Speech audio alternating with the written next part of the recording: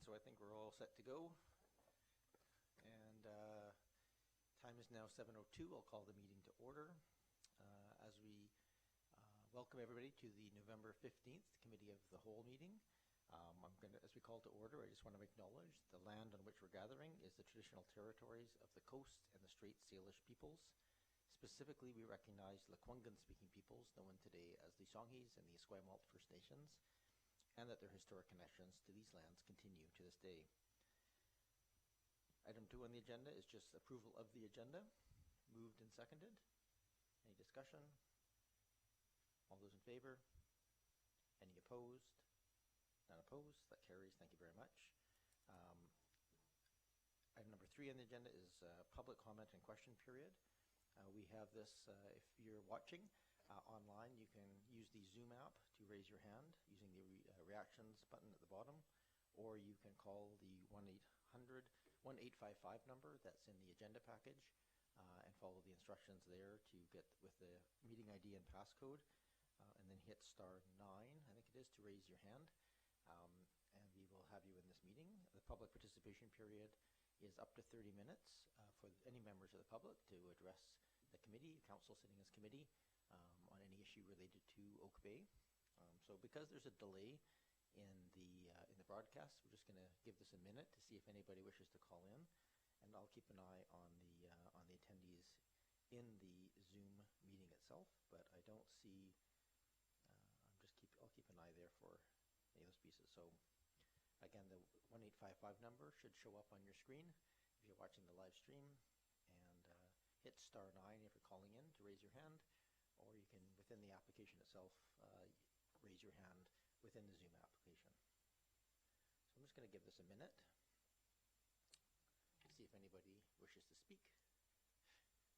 One of the awkwardness of using online systems is we do have to have these little pauses as we wait to allow time for people to communicate. My phone just buzzed, so I'm just going to see if there's any technical issues going on here. Okay. Just got that from staff. There's nobody indicated that they wish to speak at this time, so I will move on. However, if you do call in the next few minutes and hit *9, we'll do what we can to respond and to give you a chance to speak. There's no intention here of ever stopping anybody from speaking to us. So, but in terms of interest of time, I'm going to move on. But again, if you call in, hit *9 and to speak, and also be aware that if there's other items, anything on the agenda tonight, we'll expect you to speak to those items if you're interested in addressing those specific items.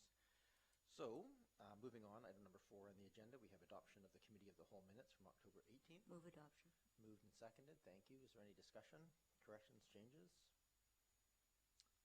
Don't see any here or online. All those in favor? Any opposed? None opposed? That carries. Thank you very much. We have one delegation today, the Stewardship Centre for BC, the Green Shores Program, and I'd like to welcome our speakers here for that. And I have their names, but I don't have them in front of me, so I will, Kelly Locke and Kyle Armstrong, I believe, will be presenting. I see Kelly Locke, at least, on the online here, so I'll just go ahead and welcome you. Welcome, Ms. Locke. Thank you so much. That's great. I'll just share a screen now, if I may. You may share your screen, absolutely. Now, unfortunately, we're having a bit of a technology glitch in chambers here, so I'll just ask members of council to go to the presentation as was shared and is on the agenda. And if you're watching at home, you can follow along in the presentation that's included within the agenda package. So yes, go ahead, Ms. Locke. Okay, thank you so much. Good evening, everyone, and thank you so much for this opportunity to present information about Green Shores and how it might align with your council priorities. My name is Kelly Locke, and I'm the Green Shores Projects Coordinator with the Stewardship Centre for British Columbia, also known as SEBC. SEBC is a non-profit organization with a vision to help British Columbians to enjoy stewardship and to understand and sustain healthy ecosystems through stewardship. Green Shores is a keystone program of the Stewardship Centre, and Green Shores projects are delivered in collaboration with numerous organizations such as the Pacific Salmon Foundation. A current example of that is the Resilient Coast for Salmon project, in which we are promoting the application of nature-based projects on the shorelines of South and East Vancouver Island. Today I will be speaking to you about how we can minimize the impact of development on our shoreline through the application of green shores as an effective nature-based approach. What is green shores? Move this over here. Green shores is a framework for designing and applying nature-based approaches to shoreline management. It helps communities to adapt to climate change, and this is supported by the research that is showing that nature-based approaches do help communities become more resilient to the threats of climate change, which in today in particular we're well aware of. And green shores promotes better understanding of the importance of healthy shorelines, and people protect what they know and love. This is an example of a Green Shores for Homes project in Nanaimo. Quite a difference before and after. The seawall was removed and a number of native plants were installed, and we have some very happy homeowners who indeed quoted that becoming involved, reading and learning about the benefits of green shores through this project has been enlightening and fun. Thank you to the Green Shores team for sharing your knowledge and passion for the program, and we look forward to enjoying the garden maturing and evolving with the hope of it being an inspiration for neighboring waterfront owners, and best of all, the birds love it. This is an example of a lake project on Lake Washington in Washington State. Again, the seawall is removed. There's much better beach shoreline habitat, better access to the shore, and more resilient to potential erosion. Green Shores is based on 4 guiding principles: preserve the integrity or connectivity of shoreline processes, to maintain or enhance habitat diversity and function, minimize and reduce pollutants to the shoreline environment, and hopefully reduce and reverse even cumulative impacts to shoreline systems. There's many facets to Green Shores. I mentioned Green Shores for Homes. There's also Green Shores for shoreline development for the larger scale projects and parks. There is Green Shores training, 3 levels of that, through which people can become registered as a Green Shores approved professional. There's certification of the Green Shores for Homes and shoreline development projects, and there's a Green Shores for Local Government working group, which is something that we're hoping might be of interest to you. How can participation in this working group help your community? Through demonstration of leadership in climate change resilience and adaptation planning, help you to meet biodiversity and emissions goals, protect and restore essential habitat, provide educational training for government staff and property owners and managers, and offer more cost-efficient shoreline development options. We think this could tie in very synergistically with some of the Oak Bay Council priorities that we've noted, 2 of which are to enhance and promote quality of life and sense of place, and demonstrate leadership in fostering community health. This is a map showing where our current Green Shores certified projects are located, and we have a number of others that are in process, so they wouldn't show up here, but we've got a grouping around the Parksville Qualicum area, one in Nanaimo that I showed you photos from, one in Cowichan Bay, and Green Shores for shoreline development projects primarily on the mainland. And we're very much hoping that we could have more Green Shores projects on southern Vancouver Island in Oak Bay. And with that in mind, I am aware that Council has been briefed, or some of you potentially have been briefed by Kyle Armstrong and Ian Bruce from Peninsula Streams regarding 2 Green Shores for shoreline development projects. And so at the end of the presentation, they'll be available for questions. The benefits of joining the local government working group are many. There's free annual training, the Green Shores Level 1. There's peer-to-peer learning and collaboration, free enrollment for your Green Shores for Homes projects, project funding opportunities as they become available, a resource library, and more. All of these can help you support Green Shores projects in your own community. How to join? You can contact DG Blair, who's the Executive Director of SEBC, or myself, the Green Shores Projects Coordinator. There is an enrollment fee, which is matched by external funding. It's based on a sliding scale up to about $5,000 for municipals, larger municipalities, and around $3,000 for small to medium. There's staff time to attend the meetings, which is about an hour a month, again on Zoom, as we're all very familiar with now. And it's based on a calendar year basis, but can be prorated. And we generally ask for a 2-year commitment for continuity. With that in mind, I'd like to recognize and thank, with deep gratitude, the number of partners and funders that help make Green Shores a reality. And with that, I'll just open it up for questions and comments. Thank you. Thank you very much, Ms. Locke. Are there any questions of the presenters? Go ahead, Councillor Patterson, then Councillor Braithwaite. Yes, thank you, Mayor, and through you to the Green Shores people. Thank you so much for the presentation. Very interesting, and I really support this initiative. I think it's a great idea. In the presentation, it does refer to cost-efficient shoreline options. Wondering if we could have somebody elaborate a bit about how it demonstrates that it's cost-efficient compared, I guess, in comparison to other landscaping options. Sure. Thank you, Councillor Patterson. Ms. Locke or Mr. Armstrong? Sure, I'll jump in there. I don't have the data in front of me, but it's definitely showing that offshore approaches generally are more cost efficient and actually less costly, particularly over time.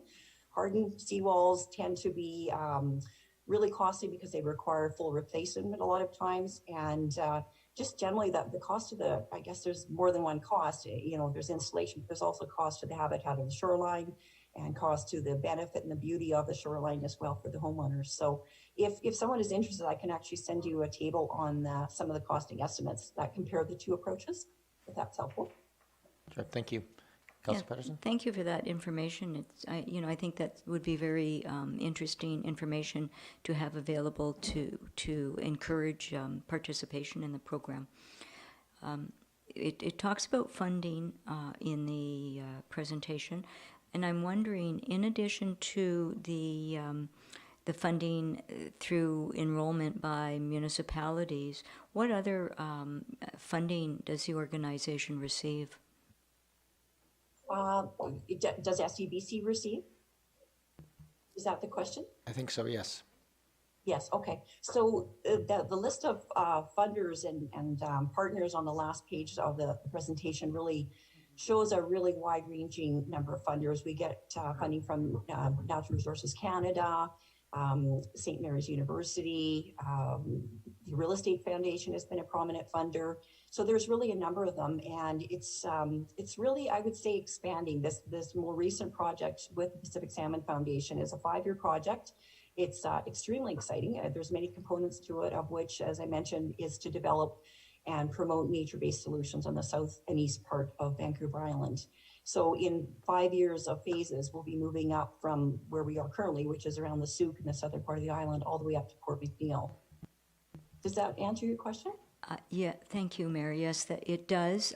In part, now the funding, the list of funding organizations that is included in the presentation. So is that funding on a continuous basis, or is it something that Green Shores needs to seek funding for annually? Oh, excellent question. No, it's definitely not an ongoing basis. It's grant funding.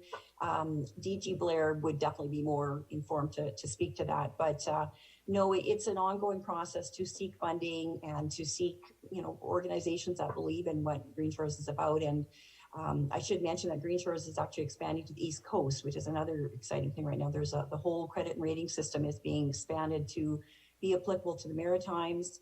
There are some projects, as I mentioned, in Washington State. So we feel that the recognition awareness of Green Shores is definitely expanding. Thank you. Kyle, did you want to jump in at all? I'm just gonna let Mr. Armstrong say something as well. He's got his hand raised. Go ahead. Thank you very much.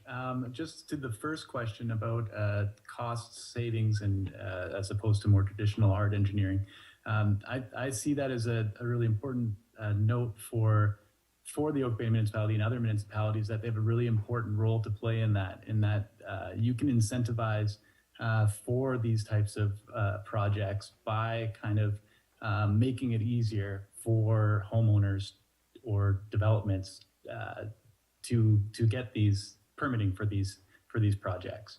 And that's something we're seeing on the ground, is that it really can be just as difficult to do something that is, a lot more progressive and nature friendly and green and resilient. It's just as difficult and expensive for the homeowner to do that as opposed to put in a seawall, which has all sorts of detrimental effects to the shoreline. So just some food for thought there. Thank you, Mr. Armstrong. And I should just point out for those watching as well, the Green Shores program is embedded within our bylaws itself. All development and all shorelines in Oak Bay are required to move towards that standard of development. So it's not just for those watching, in case they're wondering, this isn't new to the municipality. It's embedded directly within all of our shoreline development permit area, which is all of our shoreline. Go ahead, Councillor Patterson. Yes, and also the presentation refers to free annual Green Shores Level 1 training for municipalities that participate. What does the Level 1 training provide for? What types of training does it provide for? What's the extent of the training? It's a one-day event. There is a morning of a classroom session in which you get a general sense of the concepts, again, going over the principles. There's some exercises around shoreline threats and values. And the afternoon is a site visit out to a shoreline. We've been using Capital Bay. And again, participants get a chance to actually try to design on the shoreline and apply what they've learned in the morning. And we find there's just great opportunities among the attendees to interact. They come from a multitude of backgrounds. So some are consultants, we've had general public, we've had engineers, just a number of people. And so even that interaction during the day is actually a big part of it as well. So. Thank you, Ms. Locke. And I'm just going to ask, we normally allocate 5 minutes for presentation, 5 minutes for questions. We're well over that 10 minutes already. So if we can maybe keep our... I don't have no more questions. Okay, thank you. And I'll just point out, if there are general questions, the contact information of the presenters is included in the presentation as well. I have Councillor Braithwaite, Councillor Zelka, then Councillor Green. Thank you so much. And thanks for the presentation. Really interesting. I'm not sure that I totally understand exactly how this works. So you'll be able to correct me, I'm sure. So how I look at it is, it looks like we pay $3,000 to become to enroll the district, because we're a smaller district. I would assume it's $3,000 for enrollment into the program. And then that makes it available to our residents, who would then have to pay a fee also to have you come and do the Green Shores on their property. Is that correct?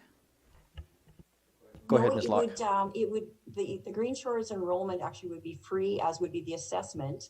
The actual work would not be covered by the Stewardship Center, but all the phases of kind of helping the homeowner along through to certification would be covered by SEBC.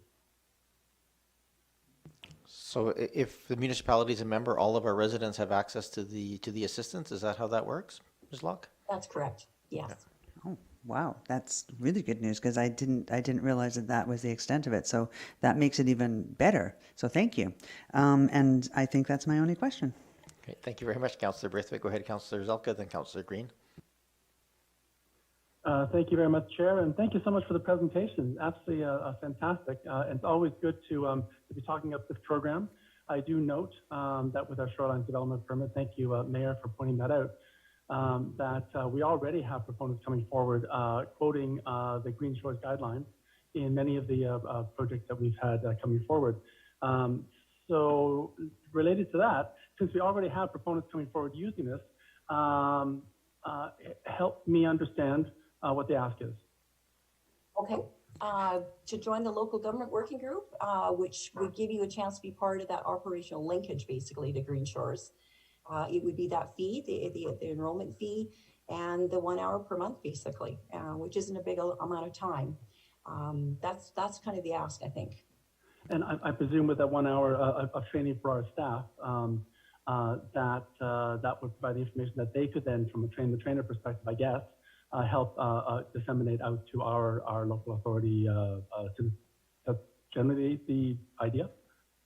Sorry, I should have been maybe a bit more clear. So the 1 hour per month is the meeting of the local government working group, in which time we go through, kind of concerns, what's happening in the different municipalities, a lot of sharing of ideas. We have presentations by people like, we just had one recently with the West Coast Environmental Law, who's very much promoting a strategy for coastal protection. British Columbia is one of the last jurisdictions to have a broader reaching strategy of sorts compared to Nova Scotia, which actually has an act. So that's one example. The training is separate, and it would be once a year, and it would be that 1 day offering to yourselves, to anyone you think should be there. That could include contractors, it could include your stewardship groups, public people that are really interested in shoreline management. It's pretty wide open, and we find it's very, very well received.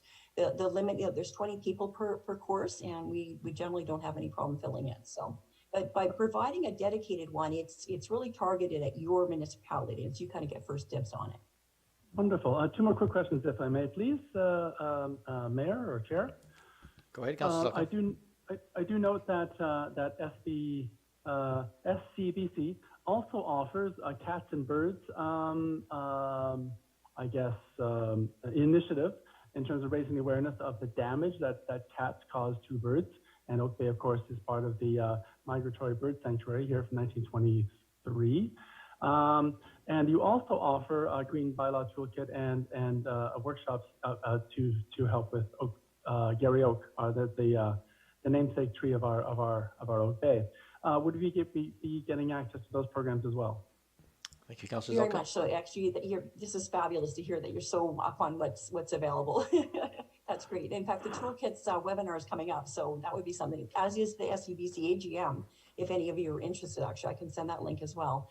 And yes, the Cats and Birds is a very prominent initiative of SCBC as well. I work on the Green Shore side of things, but I am aware of, somewhat of the Cats and Birds initiative, and it's a very important one too, to raise awareness. Yeah. Yes. One of your local funders has just shooed away all of our local Oak Bay citizens with dogs, which has caused the dog issue, but we know we also have a cat issue with the migratory birds. Last question, if I may, please, having to do with UBC in particular. We are in process of engaging with the landscape planning facility over there. Collaborative for Advanced Landscape Planning Group as part of UBC on their Citizens Toolkit program. Do you have which of course would be land-based, and of course yours is more shoreline-based. Is there any sort of collaboration going on between you and the group or the program that they're offering over there? Ms. Locke? This specific program you're talking about, the Toolkit one? Yeah. Yes. Kyle, or where are you aware of anything specifically? I can definitely look into it, but nothing, I haven't been involved in it personally. But it's a great idea, that's for sure. It sounds complimentary. I'm just wondering whether you know of any sort of cross collaborations that are already engaged. We definitely, landscape architecture and landscape architects are definitely involved in Green Shores projects. So I can see, a definite linkage, for example.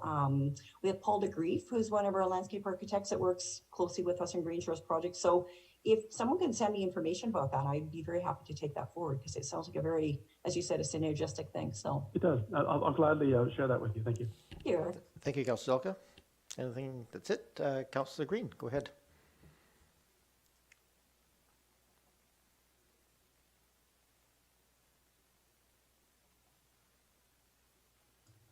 Sorry, I was having trouble with the mute button.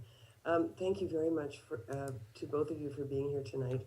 I don't have any questions per se. I had the opportunity to visit the foreshore with Mr. Armstrong, with Mr. Bruce, with Mr. Siwa, a local resident and biologist, and with Councillors Andrew Appleton and Esther Patterson a week or so ago, 10 days ago.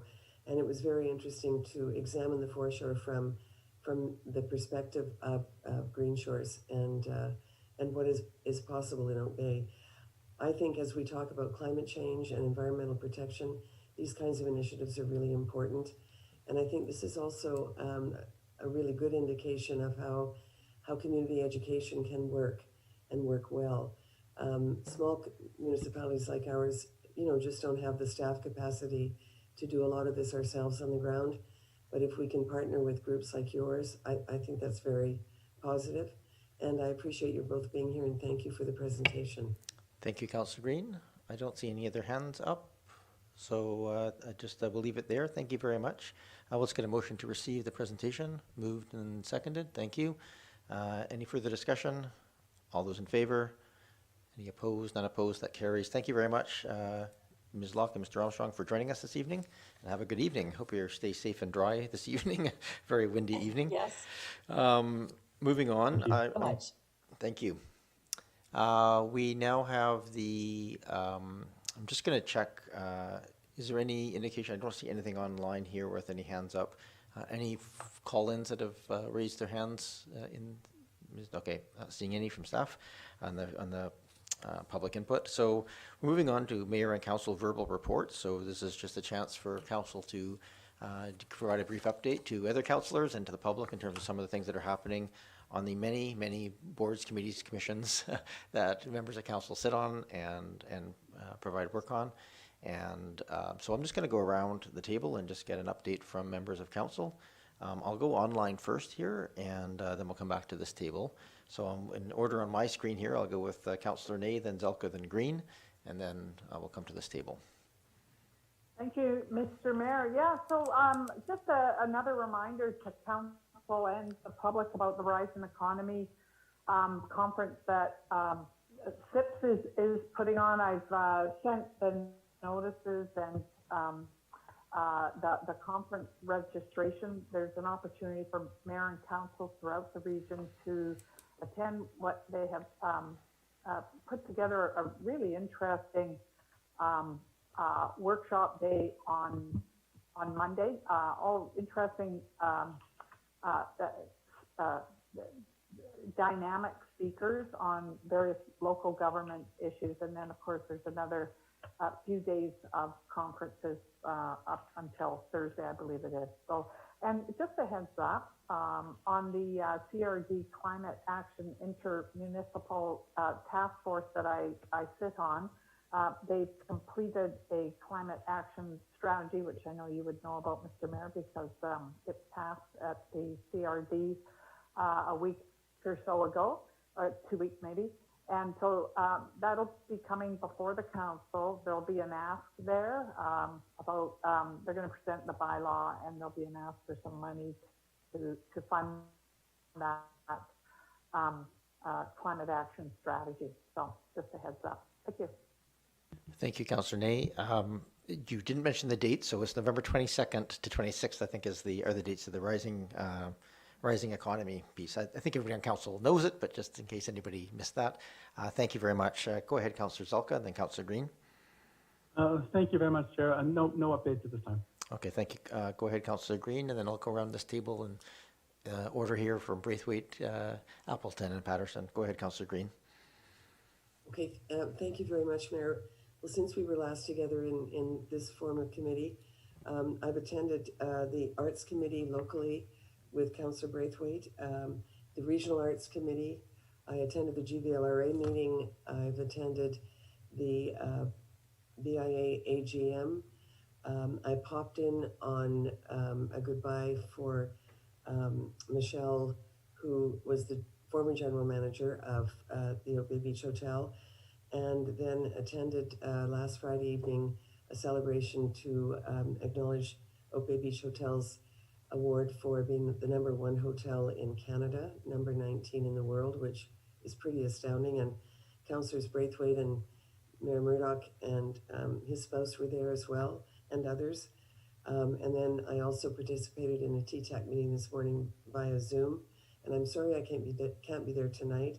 If I lose my voice at any time during the meeting, I hope I don't hear a round of applause. Thank you. Councillor Green has a bit of a cold, so she's staying home out of abundance of caution. Thank you, Councillor Green. Go ahead, Councillor Braithwaite. Thank you, Mayor. And yeah, I was also at the Public Arts Committee. We had a strategic planning session, which brought up some very wonderful ideas that we hope to be able to implement in the new year. And also the Royal Macpherson Theatre Society, they're really excited to have the ability to have in-person performances now. And as I drove home from work today, I noticed that there was a lot of buses parked out there, so they must be having a performance tonight. And we're also looking at doing a capital campaign for the RMTS as well, which more details on that will come in 2022. And I think that's it. Thank you very much, Councillor Braithwaite. Councillor Appleton, then Patterson. Thank you, Your Worship. So since we last updated council, the Greater Victoria Public Library Board meeting was on October the 26th, probably the most significant component there being the approval of the 2022 budget. So council will be seeing more about this in short order, but the short answer is that it is not a significant change with respect to Oak Bay, so not very much status quo, as it were.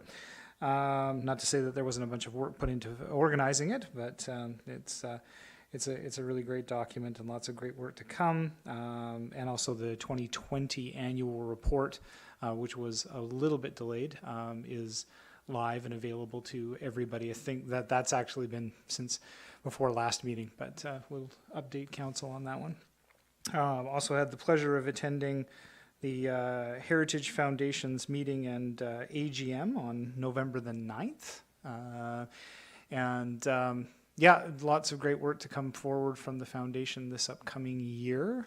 Sarah Taylor was appointed as chair for the upcoming year, and looking forward to having the foundation will actually be hosting a bit of a special meeting next month in December to discuss specifically items of communications and what the foundation will be doing on that tack in the upcoming year, and how I can support them as their liaison as far as what the district can do to help support them. So that's going to be a constructive conversation. And then also I also had the pleasure of attending this past week's Remembrance Day concert with the mayor and Councillor Braithwaite, put on with the support of the district, with the Canadian College of Performing Arts. And an excellent presentation. My first time attending that. I thought it was very, very enjoyable, and really appreciate all the efforts by everybody put into organizing it. Thank you, Your Worship. Thank you very much, Councillor Appleton. Go ahead, Councillor Patterson. Thank you, Mayor. And for those who read the Times Colonist, in Sunday you may have noticed that the press release of Crest's plans for new building was published. As stated, the land acquisition is now complete, and the next phase is refining design and budget in accordance with the board-approved process. In addition to being council liaison to Crest, I also serve as chair of the Finance Committee and a member of the Development Task Force. So to that end, I will be actually inviting Crest's general manager, Gordon Horath, to present the project to Oak Bay Council at a future meeting, so that Oak Bay Council can make an independent opinion based on what they hear, and then we can make a motion should council be in agreement to proceed with that. The other item I just wanted to bring to council's attention was, as liaison to Victoria Family Court and Youth Justice Committee, I was sponsored by the committee to participate in a cultural perspectives workshop administered by the Indigenous Perspectives Society. So I attended that on November the 9th, and the workshop's focus was on strengthening working relationships with Indigenous community members. And the content, of course, was relevant, but not limited to issues that impact Indigenous families and youth. And last week, as Councillor Appleton referenced, we all paid tribute to our veterans. And Indigenous Veterans Day was celebrated on November the 8th, and all veterans on November the 11th. And so certainly it brought to mind, for me, the decades of advocating to resolve enfranchisement that removes status with no provision of benefits to Indigenous veterans. And I am happy to say that finally in 1994, the province of Manitoba, in response to that very aggressive lobbying, declared November 8th as Indigenous Veterans Day, which then prompted the federal government to allow Indigenous veterans to place wreaths honoring their comrades at the National War Memorial in 1995. That was then followed by, several years later, the awarding of veterans' benefits were awarded to Indigenous veterans in 2003 and to Métis veterans in 2019.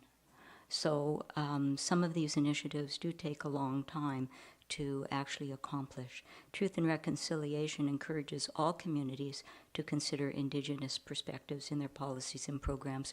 So certainly these workshops are a great way to get started and to become more aware of cultural perspectives, cultural intelligence. Thank you. Thank you very much, Councillor Patterson. I have the luxury at our council meetings to giving updates through my mayor's remarks, so I don't have much, but I thought I would just make sure that council and the public were aware The CRD had their annual elections for leadership there.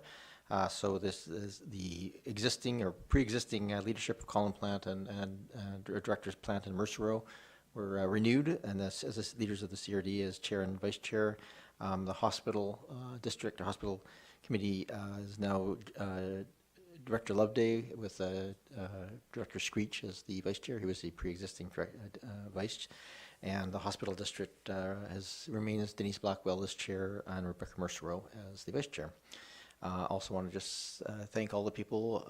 There was a pretty good response to the police board applications that the province does. The municipality nominates one, but the rest of the people go through the province for nominations. So those closed last week, and so hopefully that we have a reasonably fast turnaround in those appointments. There's 2 spots being appointed. And I attended the Victoria Regional Transit Commission, which I haven't had a chance to update council on. We had a pretty sobering update in terms of finances. Nothing surprising. We've known that we're obviously revenues are significantly down. Things are much better in September with return of school and openings. But a number of the larger capital projects, because the ridership is still down, there was fairly aggressive expansion plans for transit in the neighborhood of 20,000 to 40,000 hours a year, each year, this year and next year's, but those have been essentially postponed until such time as the ridership returns. So those are expected to be delayed until next year when the investment of those pieces is expected to take place. But other than that, things are still moving along quite well, and certainly very pleased with the ability they've been able to keep their reliability and service levels have been maintained at very high levels by the report. So that's very good news as well. That's it. Don't see any other hands. People sometimes think of something they wanted to add on, but I don't see any, so we're ready to move on. Oh, go ahead, Councillor Braithwaite. I just thought maybe you could talk a moment about our ceremony, or did we share Mayor's comments? In terms of the Remembrance Day? Sure, I'm happy to speak to that. Councillor Appleton rightly pointed out that that happened on November 11th. It was, and the decision of this body was, for this council, was to have it in person and remotely. There was apparently a very strong uptake of the stream, and people sort of took the advice, which we sort of said, we suggest you stay home and watch, but we still had a very, very strong turnout. We don't have exact numbers, but certainly well over 1,000 people attended, and despite the rain, it held off for the duration of the ceremony itself. And I think a number of changes, and thanks to Councillor Ney, who sits on the steering committee, and with a number of other people, the quality of the sound, the quality of the presentations themselves all went very, very smoothly. And I had numerous people come up and reach out to me after it to say how much they appreciated it and the format. So thanks to all the organizers for that, and thanks for the reminder, Councillor Braithwaite. With that, I am ready to move on the agenda package items, the area of draft policies and regulations. I'm going to point out all of the sections in the committee of the whole that we're dealing with issues like this are open to public input. If members of the public are watching and they wish to speak, you can just call the 1-800 number, 1-855 number in the agenda package or on the screen, and that will provide you the call-in. Hit *9 to raise your hand. Procedurally, typically, we'll get the presentation of the materials. We'll take questions from council, and then we'll go out to the public to get their comments or questions, and then we'll come back to this table for deliberations. So, but you can raise your hand at any time, and we'll try and keep track of those, and allow you to reach out to the council on those items. So with that, we have Ms. Varela, who is joining us remotely, and Ms. Goodgrove, our communication specialist, who are presenting the public engagement framework and toolkit. I'm going to you, Ms. Varela, but if you wish to hand it off, I will allow you to do so. And Ms. Varela, for those watching, is our Chief Administrative Officer. So welcome, Ms. Varela. Thank you, Your Worship. I will take this portion of the presentation, and Ms. Goodgrove can support me as needed. So we wanted to let council know that in January this year, we presented the memorandum to mayor and council on the status of the 2018 Mayor's Task Force on Public Engagement. Out of that meeting, council allocated funds for implementation of a development tracker in 2021. And that was a significant achievement for the district that was presented to council in October. So beyond that, two significant outstanding recommendations remained as standalone items: the website refresh and associated tasks, resource and plan for 2023. It should be noted, however, that staff will be doing the groundwork in 2022 on that deliverable. So it is a significant project. And then there was also the framework for communications and public engagement and associated tasks. And that was planned for 2021 within the operational budget. And that item is before council tonight, mainly as an information piece, as it's been largely operationalized. However, there's also an option for council to expand the scope of the project and refer it back again to 2022 strategic planning. So as noted before council tonight for information, we have a communications and public engagement framework. We see this tool both for internal use and external information. So the community gets a sense of the approach to public engagement that we're hoping for. There's also a resulting toolkit, which again is for internal use and external information. There is a staff tool that council will see as part of the project charter process that was recently implemented in 2021. And we're proposing a new project where council signs off on the communication piece of a project charter. So council really gets the public engagement process they're hoping for. This tool will be used with staff onboarding and orientation, so that again, newcomers to the district can understand council's preferred approach. It can also be an orientation tool for new council as they're brought in with the next election. So with this report before you tonight, staff consider the 2018 report closed off, as staff are working diligently to close out 2021 in the next 6 weeks. That's hard to believe. However, as noted earlier, staff can respectfully request that any broadening of scope or any additional tasks are then referred to the November strategic planning that is upcoming. Thank you, Your Worship. Thank you very much, Ms. Varela. And go to this table if there's any questions. I see Councillor Ney, you have your hand up. Go ahead, please. Thank you, Mr. Mayor, and thank you, Ms. Varela, for the overview there. And yeah, for all the progress you're making on behalf of the community on this issue. I really liked going through the tools that that staff has developed. It does give a really nice feel of the approach. You know, the sort of philosophy and I think it's very inviting attitude that's developed with staff. It promotes a really nice relationship between our community and staff. That's what it looks like to me.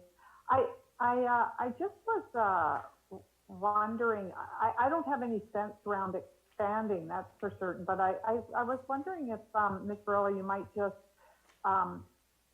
say a little bit more about number 4, the project charter sign off around, I think you said communications, and what that would look like. Thank you, Councillor Ney. Ms. Varela.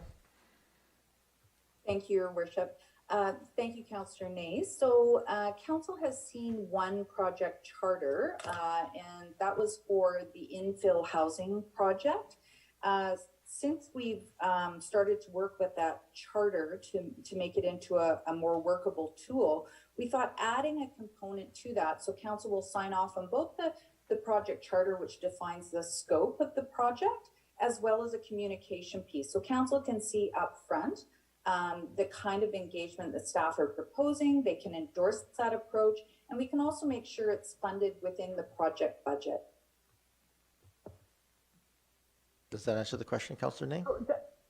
Yeah, I was just wondering, that kind of suggests then that the way you're seeing, like, how do you decide what projects that you use this approach to? So is it mostly, it's obvious, there are often engagement tools or planning tools, but are there any limits to how you see this? And I'm kind of thinking about budgets as well, because these things are, they require a lot of resourcing. It's obvious, and so I just wondered if you could speak to that. Sure. Thank you, Councillor Ney. Go ahead, Ms. Varela.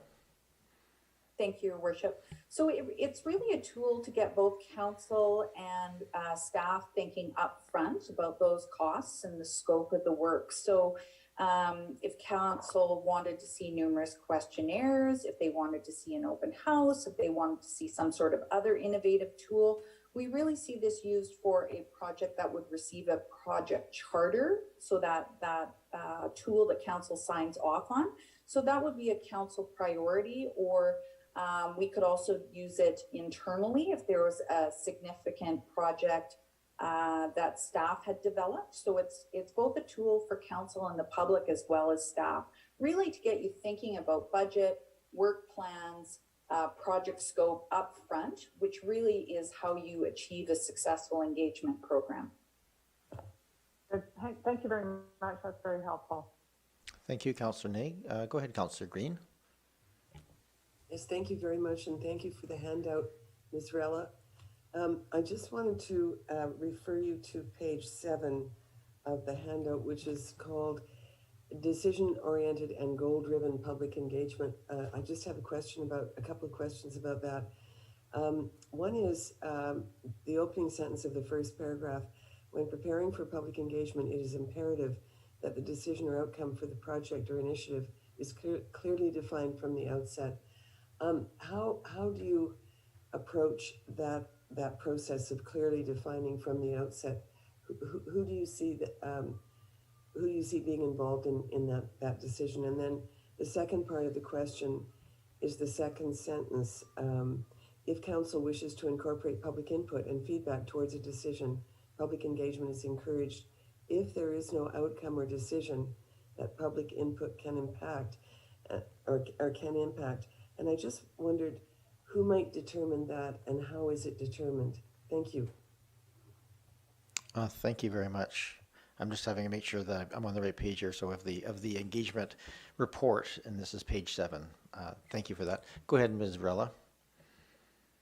Thank you, Your Worship. So this is really a foundational approach to the IAP2 spectrum, that there has to be a commitment what the engagement process looks like. And council will be familiar with the idea that out of this 2018 report, we actually took that recommendation about the IAP2 spectrum and actually put it into our staff reports, and now speak to what level of engagement or consultation that occurs. So it's also important that if you decide if you're going to inform, then that is about providing the public with information. If it's about consulting, then you're actually encouraging input. And I think that's really important for people to differentiate at the outset of a project. Not all things that a local government undertakes is a process that accommodates public engagement, but you want to be really clear on which ones do and which ones don't. And so we're trying to do that both at the staff report level, as we're developing our project charters and bringing those forward to council. And again, it is a foundational piece of the IAP2 spectrum. So I hope that answers the question, Your Worship. Thank you. Go ahead, Councillor Green. Yes, thank you very much, Ms. Varela. And I will have comments, brief comments following other people's questions. And thank you very much for that. I appreciate it. Thank you, Councillor Green. Go ahead, Councillor Patterson.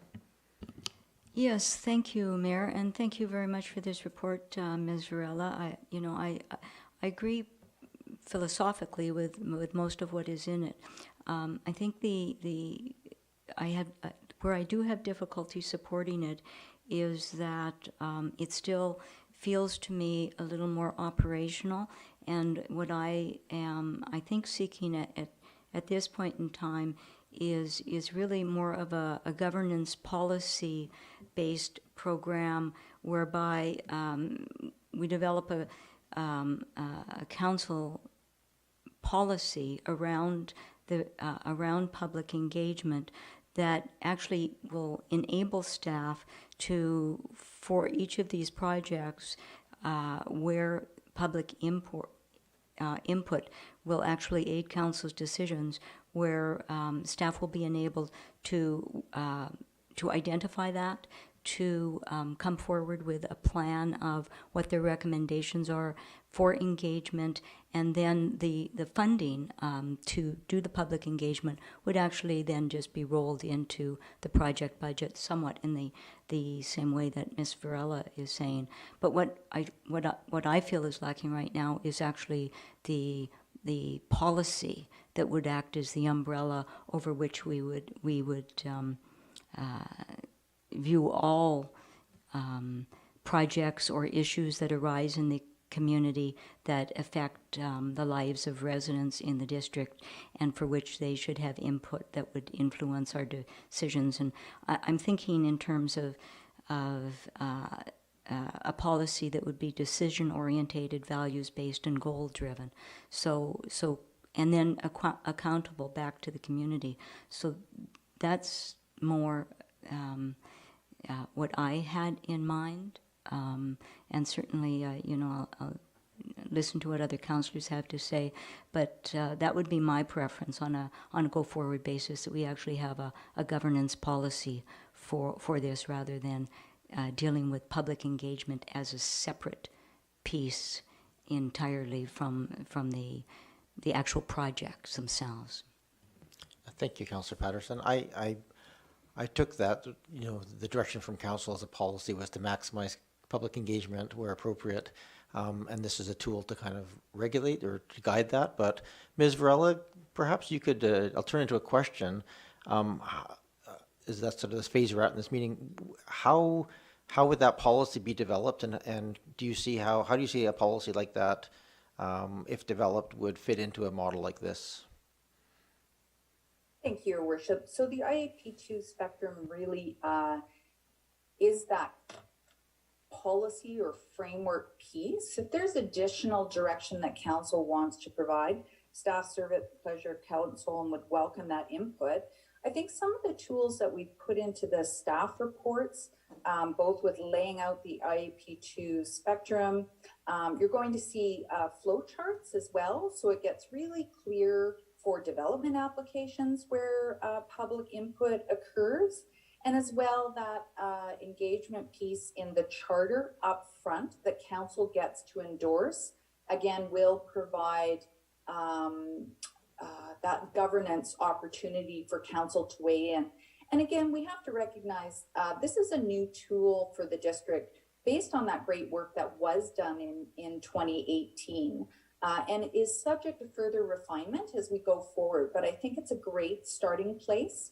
As many of the new tools that we start to use, we welcome both the public's input and council's input as we start to use these tools. And they are a live document to a certain extent. Again, it's the outcome that we're focused on. We're not hung up on the process per se. If there's an additional tool council wants, then we would welcome that input, Your Worship. Thank you, Ms. Varela. Is Councillor Patterson any sort of clarification or pieces? I'm just trying to get a sense from you about where that policy would, if not here now, where you see that perhaps fitting in or being developed. Yeah, and this is not, having a policy for public engagement is not unusual to municipalities. Many do have it, and I realize that there are many issues that will come up. Some of them will be project related, some may be other issues that come up, and they can involve not only the local district, they could perhaps have a broader regional aspect to them.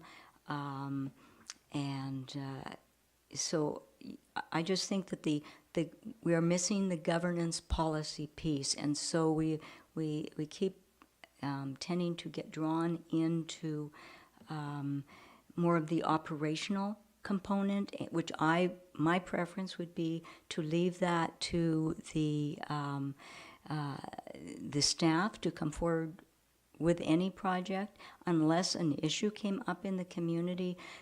Well, say perhaps we've had discussions around the Oak Bay Lodge site, and while some of that is handled by another body, there are issues around it that this council wishes to have input on. So that's certainly an issue where the project per se is not within the district, but it is an issue that is important to our residents. So council might have directives on something like that.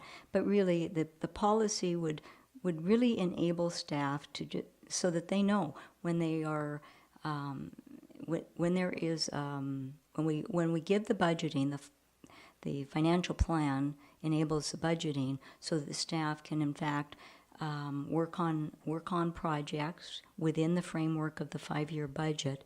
They could incorporate the framework for the public engagement right into the budget planning for those projects at the same time. We're breaking it down into kind of silos of first there's the scope of the work for the project, and then there's the public engagement related to the project. And so I'm just wanting to enable it and reduce some of that interim work. I'm going to go to Ms. Rella. Again, we're sort of more in a question period here than comments, but as a question, Ms. Rella, how do you see that? I guess the difference between the operational and the policy dividing in this case. Yeah, thank you, Your Worship. So I think by including the opportunity for council to define the public engagement that it wants right at the outset of these key projects, that's where that governance piece comes in. But staff also welcomes the opportunity to receive any examples of a policy that council might be looking for. So if there's a draft out there that any council members would like to share, we would welcome that input.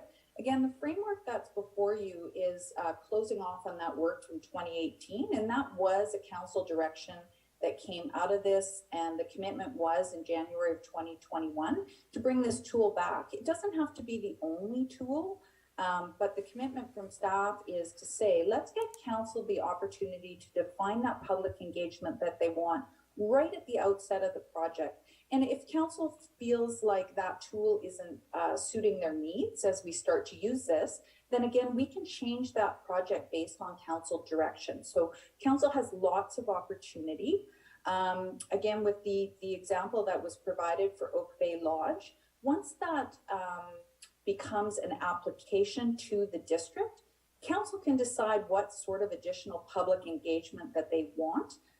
It's difficult to provide standalone public engagements on a process that right now belongs to another local government, but it won't always be the case. Once that becomes a district application, then council can say, perhaps we want some additional information meetings or things like that. And I do believe council flagged that for the CRHD when their professionals were presenting to council. So I hope that answers some of the questions, Your Worship. Yeah, thank you, Ms. Rella. Anything else, Councillor Patterson? Thank you for the commentary. I do understand where Ms. Varela is coming from, but I'm pretty adamant that I do not want to be I don't want to be instructing staff on the forms or formats that public engagement should take.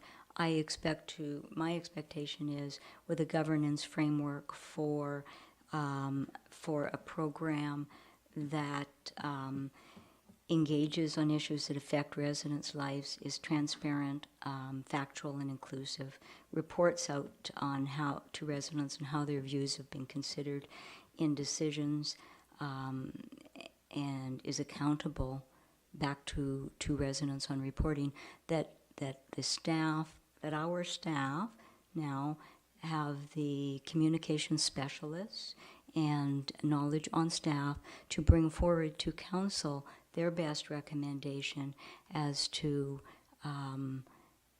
a path forward to public engagement that council then can consider and either approve and go forward with, or ask for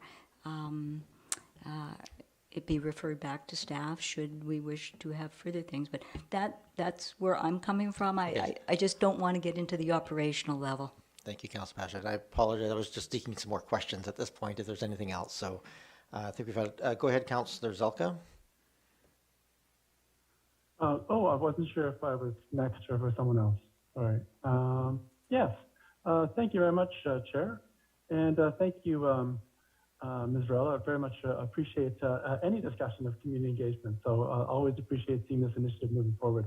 I note that in your presentation today, you used the word complete, this whole process. I think if you go back to the Mayor's Task Force on Public Engagement report out, and the recommendations, there were 56 recommendations.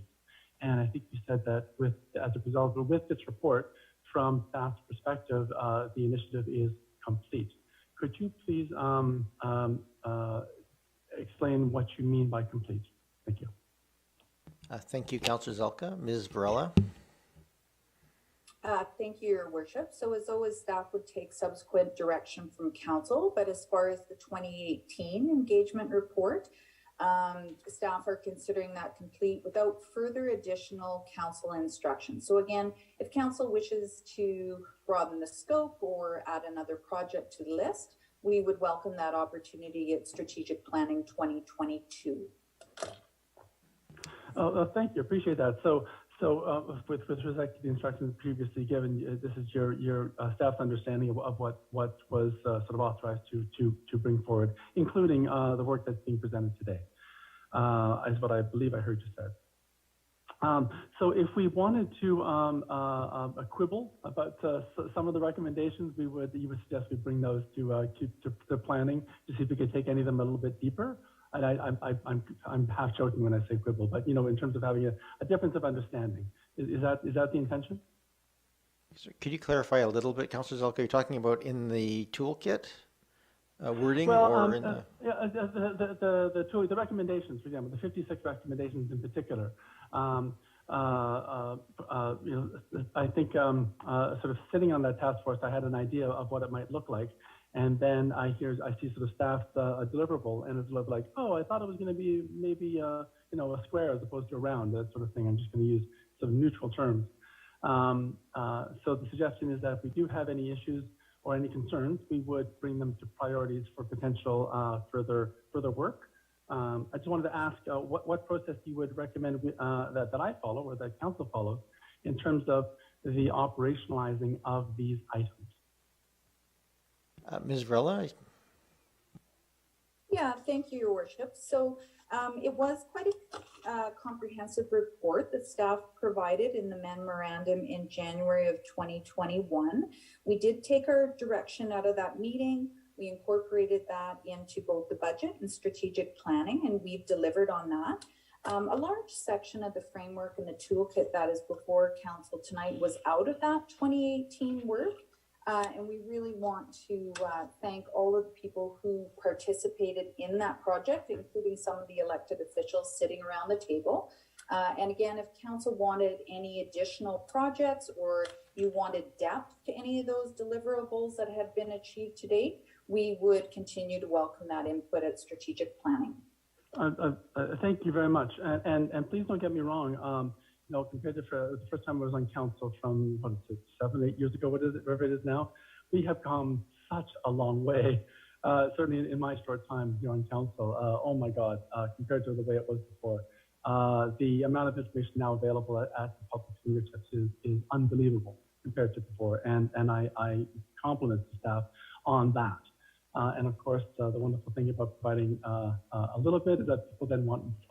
That's only a bit of a problem.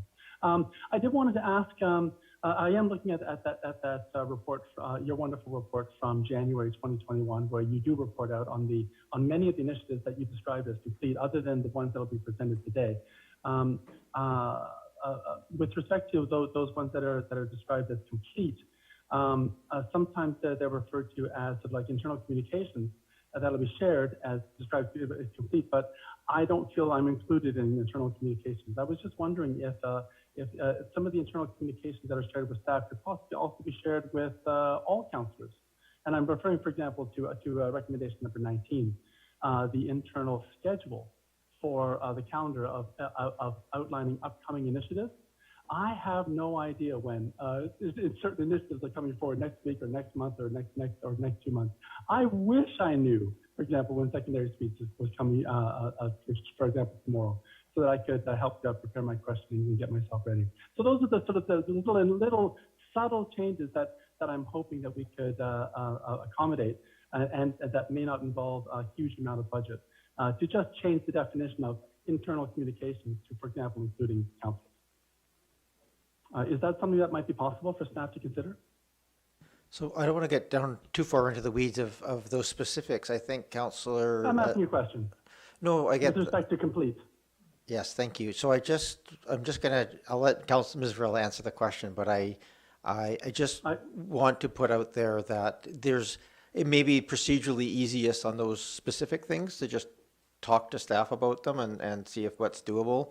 And if we can't do it within the pieces, then it'd be in order to bring something to the strategic planning, as opposed to going through them in detail at this meeting. That's all. I'm just so structurally. Yeah, no, I think that's procedurally. Agree with you, Chair. I thought I was asked for an example, and that would be, for example, an example. No, that's a good example, and I'll go to Ms. Rell and see if she can answer the question. But I don't want to put her too much on the spot if she hasn't thought through all the ramifications. Go ahead, Ms. Rella. Oh no. Thank you, Your Worship. I welcome the opportunity. So one of the new tools that staff brought forward was the quarterly reporting, and that's quite a robust reporting that council and the public are receiving. And so when we talk about those timelines for projects such as secondary suites or any of the other initiatives council has, we actually have done a dashboard now for council, so you can see whether a project is on track or delayed or any of those sorts of things. So again, if there's additional tools council is looking for, we're happy to provide. But I do appreciate the comments about how far we have come, and I think the quarterly reporting is another success that has come out of this 2018 task force. Thank you very much, and maybe I'll take this offline just so you could point out to me where those dates might be in terms of the internal communications and also those shared with the public. One final question, if I may, at least for now, with respect to the project charter example that was brought forward, I think it was April, on the infill. I'm looking at the project charter right now, and are you imagining that this will be filled out based on the information being presented today, or is the example provided in April on that one project, is that the template that will be followed? I wasn't unclear, please. Thank you, Councillor. Zelka, go ahead, Ms. Varela. It's actually I would say it's a more refined template that would come back. Again, with a project charter, those are basically a work plan based on existing conditions. And as those conditions change, we're going to have to come back to council and the community and have another discussion. As we know, we're running at about 50%, probably less than 50% capacity in the building and planning department. So again, we would use that as a tool to come back and adjust expectations for both the public and council. So you can anticipate a new and more refined and updated project charter on that particular one. And I think as we brought that forward and used it a bit, again, just like noting the public engagement, we could add that to the charter and have that discussion. I think it's a work in progress, but I think it's a great starting place. It is. I absolutely agree with you. And if I just want to share, I guess, two more quick comments. One is I'm very impressed with how much has been done. It is unfortunate that the pandemic occurred right when we were, jumping into, for example, our town halls and those various other wonderful initiatives that various councillors have put forward to try and be more face to face with our citizenry. And then the pandemic happened. So that was one comment. The second is I actually generally do support some of the comments put forward by Councillor Patterson. While the operationalizing of this is absolutely wonderful, and I completely see what staff is getting at, and I absolutely support it, it does, I don't want to say it's a one-off. What I want to say is that, like some of the work that was done in the past, when a proponent comes forward with, for example, a land use item, I'm going to use that as an example, some of the modifications that have to be done end up being a bit of a one-off, as opposed to policy that could be applied to the governance of what could then be somehow delegated down to the staff level. And I'm hoping that with these sort of initiatives, that all the decision doesn't have to come back to council for every single project, which is where I think a governance framework might help in terms of delegating this type of work down to the staff level. Thank you. Thank you, Councillor Zelka. Ms. Vrelev, maybe we can just get a little clarity in terms of where this policy automates the public engagement and where it comes back to council for input, because I think there's a bit of a lack of clarity in terms of where that kicks in, project charters, etc. Thank you, Your Worship. So project charters are used for council priority projects. So those big moving pieces that we want council to sign off on right at the start of the project. And again, we hadn't used project charters for those kinds of products previously. So we do see that as an improvement going forward. So council has only seen one project charter. And as I said, I'm anticipating changes to that template coming forward, but it was a step forward. So was there a second part of the question, Your Worship?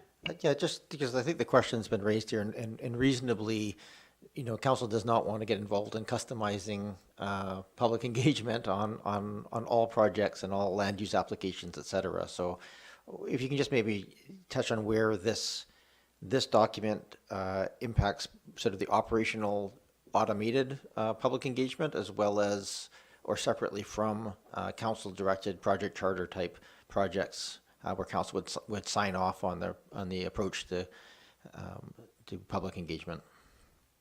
Absolutely, Your Worship. Thank you. So with land use applications, for example, those are really defined in the community charter. I think one of the things that we flagged we want to do better is to ensure the public knows where their opportunities are in advance. And again, as that development tracker is available for the public to see, that's going to start to become more transparent, because a lot of people can't quote the community charter.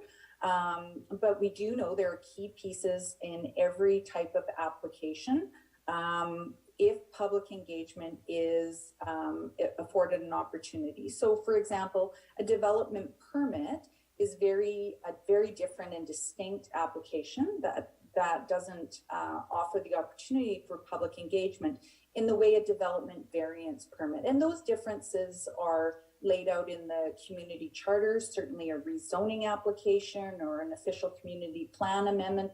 We want the public to know very clearly where they get to weigh in. And then the development tracker lets people know where we are in the process. So this document that's before you isn't a complete solution for all things, but I think it's a great starting place. It allows us an opportunity to let both the public and new employees know how we want to engage. And we can continue using this and a multiple of other tools as we continue to move forward. Okay, thank you, Ms. Rilla. Are there other questions? Before I go to second-time callers, I think or second-time speakers, I'll go around the table. Anybody else have questions? So I have Councillor Green and Patterson with second-time questions. So go ahead, Councillor Green, then Councillor Patterson. Thank you very much, Mayor. And through you to Ms. Varela, one of the things, as you probably know, I think I've mentioned before, the pandemic has really had an impact on our ability to engage generally, most specifically, openly and in person with our community. I'm wondering if there has been any thought given to using the pandemic as an example of where we need to beef up communication with our community, how we need to develop tools that might overcome some of the issues that have been presented by the pandemic. I think it's a tremendous learning opportunity myself. And I guess I would really love to see some commentary from staff and from council members, maybe even together, to talk about what we've learned, what we've experienced, and how the experiences have shaped the future for us as council members. and for the municipality as a local government. So I think it's a conversation that is overdue for local governments. I don't mean specifically for Oak Bay, but I've also had the opportunity to mention this to someone in the region who will be planning the next CRD Council of Councils meeting. And it's one of the things that I think we all should debrief together in Oak Bay, together with senior staff about how this impacted all of us, because we've all had different experiences, I think. Any thought given to doing something like that? And I believe this is related not only to public engagement too, but also to communication, internal communication, and engagement generally. Thank you. Thank you, Councillor Green. Ms. Varela, maybe this is a little outside the scope of this report, but still related to the topic. Would there be just like legislatively and meetings wise that idea, and I quite like the idea of discussing sort of ways that we can, I would honestly say, rebuild the habits of public engagement or public involvement in municipal governance. I note today in that the public commentary portion of our meeting, we had no speakers. I think in my previous, before COVID hit, I can't remember a single time we had a public engagement, and now it's regular that people aren't calling in or of course can't be here. So I think these are broad questions. As a structure wise, do you see a mechanism by which we might be able to have that broader conversation? Thank you, Your Worship. So that actually is on the work plan for a debrief from pandemic. I think we're still responding to pandemic in a way that is challenging given our current capacity, but it's certainly on the work plan to come together and debrief. I just don't think we're through the outcomes of that yet. Certainly staff are trying to stay solution oriented and innovative. And I know council members have been hoping for a virtual town hall. So we're hoping to make an announcement on that in the near future. I think council's success with the development tracker, the funding of the communications position, you now have a social media presence and a newspaper presence. So I think it's that idea of continuing to put our lens to how can we continually strive to do better. And we're certainly aware that there were a lot of different experiences, and we will make sure that as we continue to progress through pandemic, that we keep an eye on that fact that council and senior leadership team need to debrief and see what lessons we can take away from it and incorporate into our daily course of business or regular course of business. Okay, thank you. I think we do have to turn our minds to how we have that conversation, but so I appreciate that. Councillor Green, was there anything else? Yes, and thank you very much, Ms. Varela, for that overview. I would strongly urge that it has to happen with this council, though. I appreciate it's on a work plan, and I appreciate that as we go through pandemic. But if we wait too long, I think some of the impact will be lost. And I feel it's a really critical item for this council to discuss before the end of term, because it may help well inform the next council. And so I will keep harping about this and become really annoying. If you don't mind, but it's very important to me. I believe the health of the organization and the health of council and relationships really depend on a time together that is constructive. Thank you very much.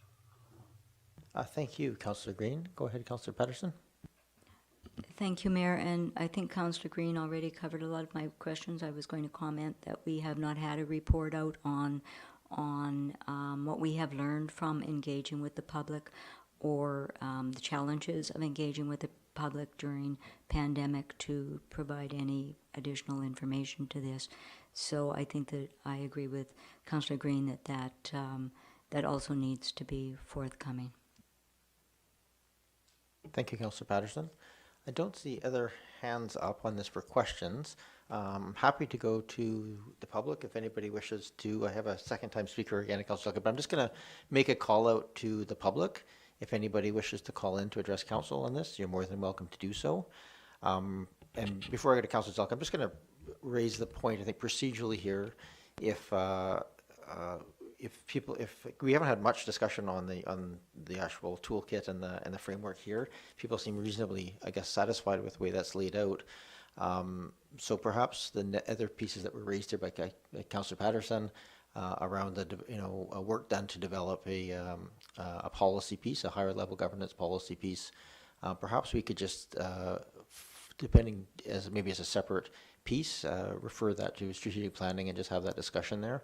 I can see that being not a very high budget piece, but probably some time and maybe a little task force or something just set aside to manage something like that, to do a draft development, if that's the will of council. So I'm going to public, if you're watching and you wish to address us, feel free to call into the number and hit *9 to raise your hand. While they're doing that, go ahead, Councillor Zelka. Thank you very much, Chair. And my ears perked up when you said maybe calling it task force. I think that's a great idea. And I'll have a chat with some of my council colleagues, and we'll see if we can put together something to maybe inform the process and provide some suggestions. The question I had actually had to start to do with questions relating to the actual report. Do you want me to bring some of those questions up now, or should I wait till the public's had a chance to speak? I think we want to get through these. We have a bunch more stuff on the agenda, so let's please get through questions first, and then we can get to, yeah, so go ahead. Wonderful. On how we engage, which on the report starts at page 13 and on, no, sorry, it finishes at page 13, but how we engage starts way back at page 10 of the report. And there's some great suggestions in there in terms of what can be done. And I appreciate the other aspect in terms of the laying out of the various stakeholders. But when I sort of try to match up some of the stakeholders with some of these how we engage, and I think about what it might look like in normal times outside of the pandemic, you know, obviously now we're limited to some extent, but when we get back to face, I'm really hoping that we can maybe expand some of these engagement items, and that's why I wanted to talk about them now.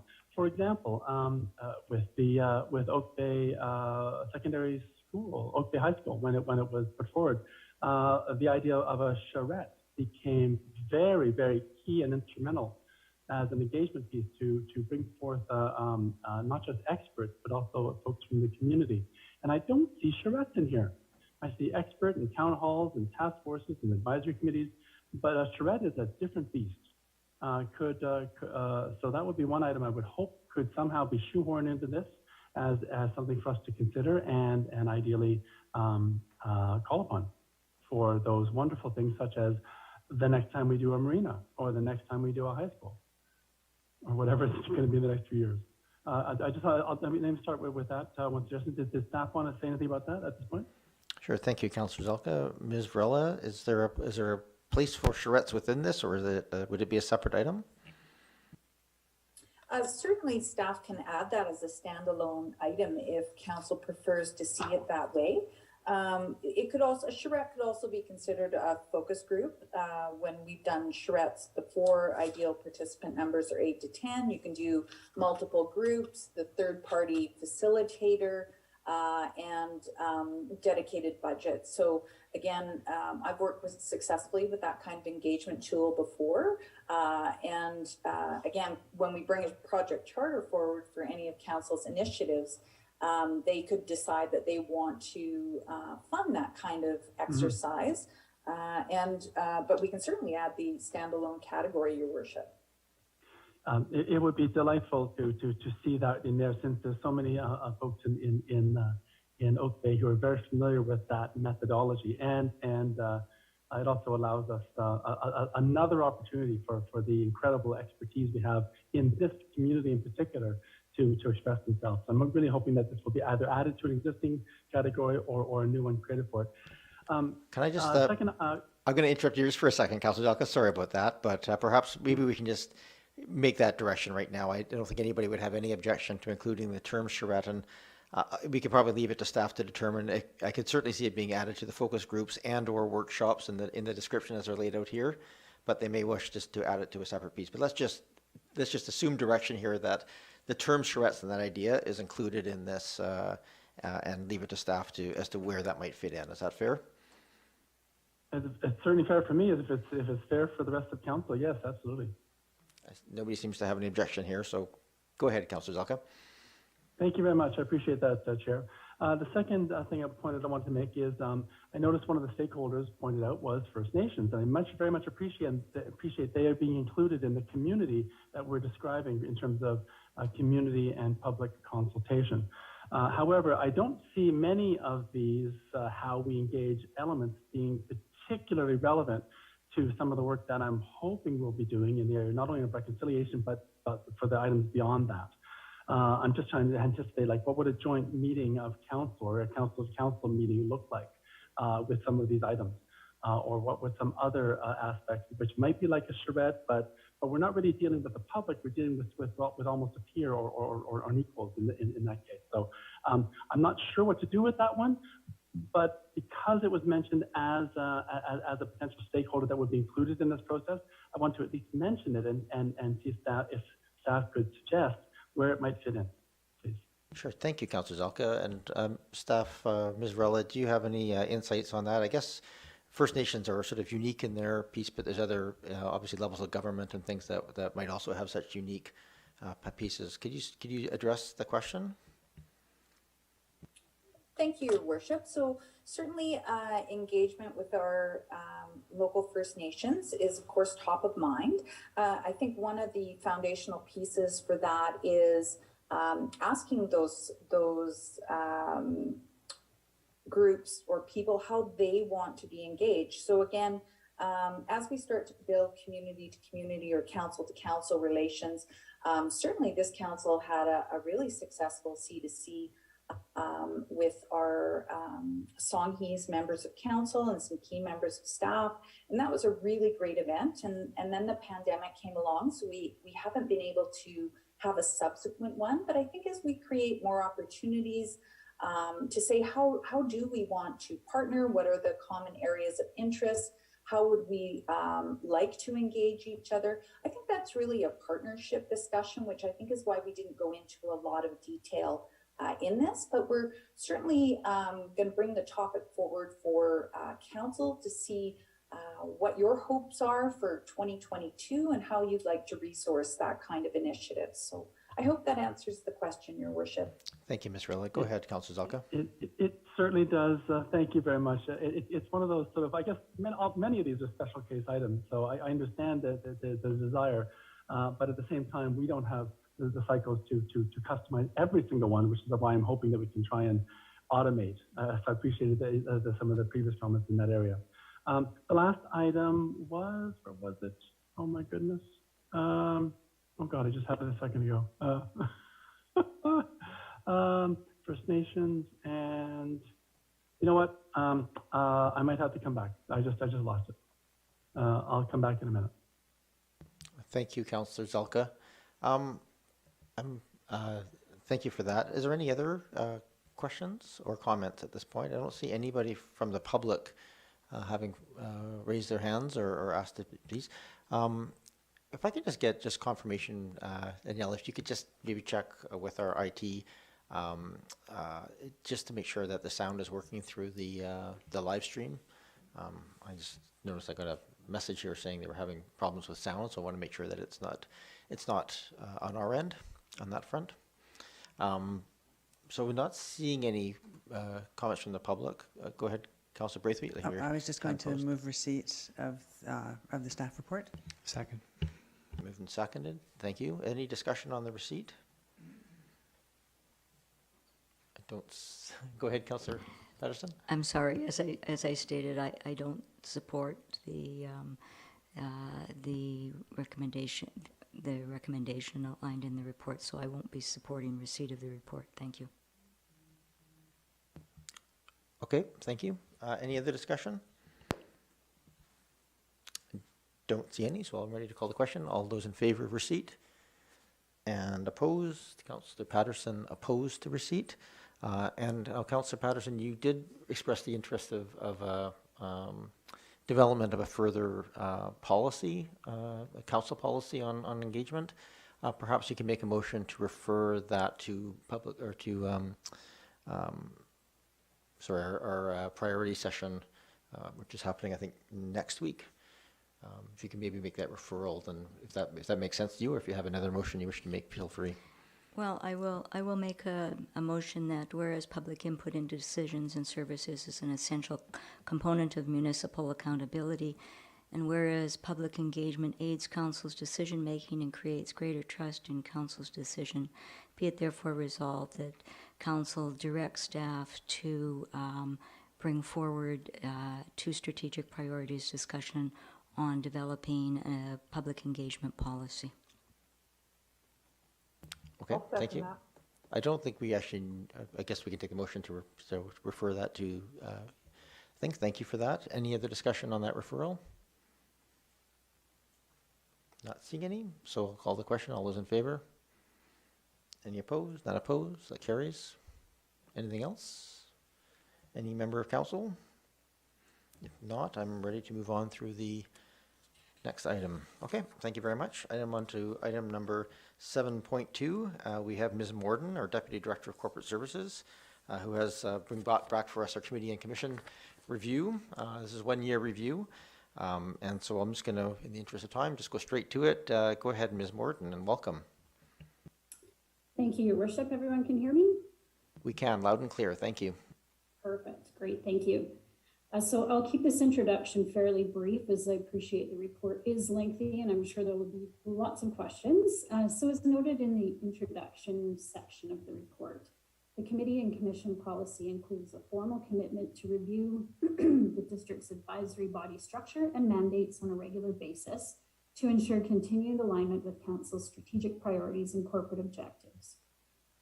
This first review is also intended to provide an opportunity for council to assess the effectiveness of the new policy framework.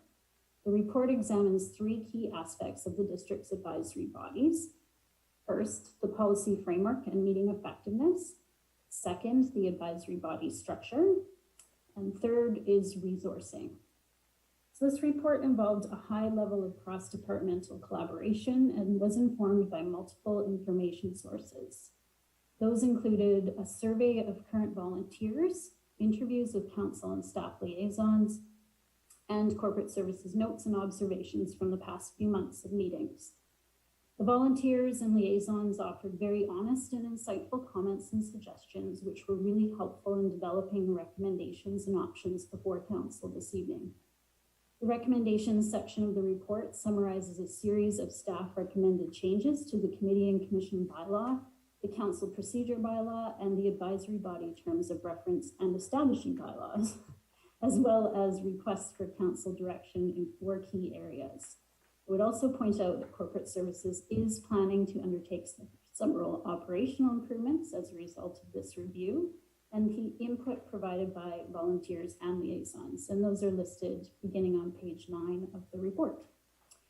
We do have staff liaisons online tonight to help us with answering any questions. And with that, Your Worship, I'm happy to turn it back over to you. Thank you very much, Ms. Morden. And I do appreciate the structure here. We have a number of sort of line item pieces and then some broader questions on some of the other committees and commissions. And just, I think, procedurally tonight, I think it's worth going through those specific recommendations and then tackling the bigger questions of the other potential committees or commissions and getting some direction there from council for staff to come back with some more detailed pieces. Part of the question I would ask if council is moving, is to move forward with some of those to give as much clarity as possible of what those expectations are so that we can move those in a way, the staff can come back with some options in a way that meets the council's expectations. So I'll go to questions from council, and then I'll go, after the questions are complete, I'll go to the members of the public, and then we'll come back to this council for members for comments, and we'll seek, and once we've had those, I'm happy to walk through specifically the line items so we can talk to each individual one by one. That's probably the simplest way of managing that. So I see Councillor Green online. Go ahead, Councillor Green, you had some questions? Yes, thank you very much. And first of all, to acknowledge that this is a very comprehensive review, and I'm really, very appreciative of this report. And it took a lot of work. I'm sure Ms. Morden was feeling fairly exhausted at the end of the process. I do have some questions, and I'm just wondering, Mayor, the best way to handle this. I can go through it fairly quickly, or yeah, I wasn't too sure about the process of doing this. So how would you like to proceed? I'm happy to we can take questions on any item at this point, and then before I get, I'd ask you not to delve into comments. I think we'll just, if you have clarification questions, let's get those, and then we can come back to this table and have a discussion. I'll walk us through each of the reference numbers for the recommended changes in Table 1 in the report, and then I'll go through there looking at the advisory body structures for other potential committees and commissions. So just questions at this point, but any questions are fine. Okay, thank you. Starting with 1.2, which states that council to appoint chairs and vice chairs. Could you please explain, Ms. Morden, the rationale behind this particular recommendation? Thank you. Thank you. Go ahead, Ms. Morden. Thank you, Your Worship, and through you to Councillor Green. That recommendation stemming from an observation corporate services had in observing some of the beginning meetings for each of the advisory bodies when it seemed to place a lot of pressure on the volunteers to make that decision. First of all, to possibly put their names forward to serve in those roles, and then make the decision regarding who they wanted to serve in those roles, in some cases without knowing each other. So it really came from a place of wanting to take that pressure off of having to make that decision live at a meeting when you may not necessarily know the people that you're serving with. So that's where that comes from. Okay, thank you. And moving along to 1.3, to formally require advisory bodies to submit regular meeting schedules to CAO or Director of Corporate Services for approval, et cetera, et cetera. Just wondering if that will allow, in your view, allow enough flexibility to accommodate special meetings. I know in the past, and having served as a volunteer on a commission myself, both in another municipality and in Oak Bay, there are times when it's difficult to establish a schedule in stone. And I just wanted to make sure that there would be enough flexibility to allow for emerging issues or changing issues. Thank you. Sure. Thank you, Councillor Green. Ms. Morden? Thank you, Your Worship. Yes, we always try our best to be responsive to any emerging issues. Formally, the way that was set up, the schedule would have just been provided to members with no consultation. And so this was actually meant to build in a process through which staff liaisons can have a discussion with the members at their first meeting and figure out what will work best for the group. And then we would finalize the schedule based on that. And again, throughout the year, if we needed to make changes for any arising reasons, we will always work to make those work. Thank you. Go ahead, Councillor Green. Thank you very much. And then moving on to page 5 of the report, which is, page 5 of the report, one of the resolutions that current and future appointments to all committees or commissions be reviewed to ensure they reflect the membership requirements as outlined in the establishing bylaw or terms of reference. Just wondering who might conduct that review and how the goals would be identified for that purpose. Thank you. Sure. Thank you. Ms. Morden? Thank you for the question, Councillor Green. Can you just refer me to where you're looking there? Sorry. Oh, sorry. It's under a resolution, and it's page 5 of page 20 of your report. Yes, and sorry, which one in particular were you looking at? The one C. Yes, so current and future appointments to all committees and commissions to be reviewed to ensure they reflect the membership requirements as outlined. So we would consider that to be part of the biannual review that is built into the new committee and commission policy. In this case, we're just doing this 1 year out so that we allowed a chance for some reflection after the first year of adopting the policy from now on. it would be a biannual review that corporate services would schedule to bring forward to council. Thank you very much. I think those are my questions for the time being. Thank you. Thank you. Thank you very much, Councillor Green. I have Councillor Patterson. Thank you, Mayor, and thank you for the report very much, Ms. Morden. And if you could just perhaps clarify a couple of items for me. One point, let me see, what is it? 1.7.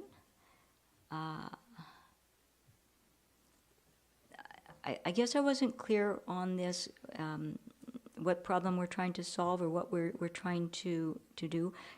So is the intent to publish the annual calendar and then follow that up with general distribution of agendas as each one comes up and related materials or cancellation notice? I'm just not sure of what we're going to publish them on the calendar. And then I guess members of the public, some of them are on the distribution list, so they would get notices when those meetings are being held. Would the notices still go to members of the public?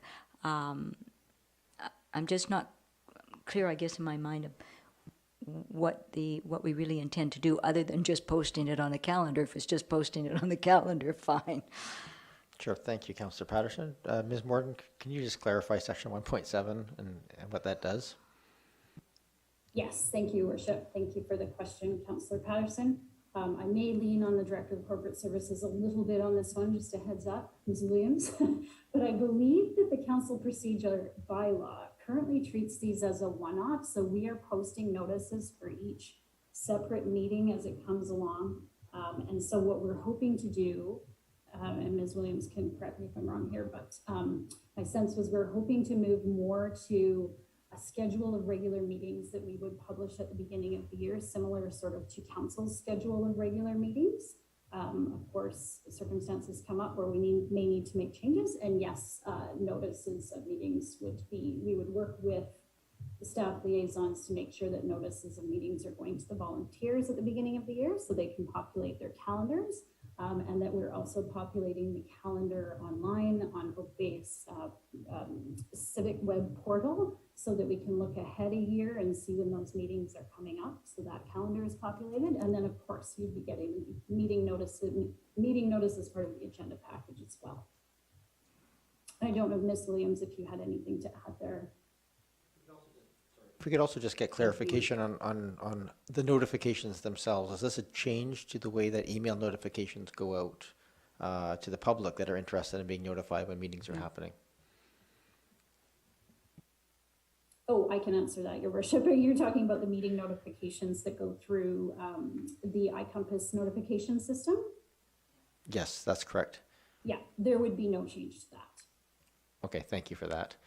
Is that sufficient then, Councillor Patterson? Yeah, I think that clarifies it. I wasn't sure if that was just going to cancel out the other system or if it was in addition to or as a substitute to. The next question I have on 1.8, it talks about where annual work plans are required, council provides additional direction for program parameters. Could you provide information on when or how council would provide the direction? What's the practical implementation of that? Sure. Thank you, Councillor Patterson. Ms. Morden? Thank you for the question.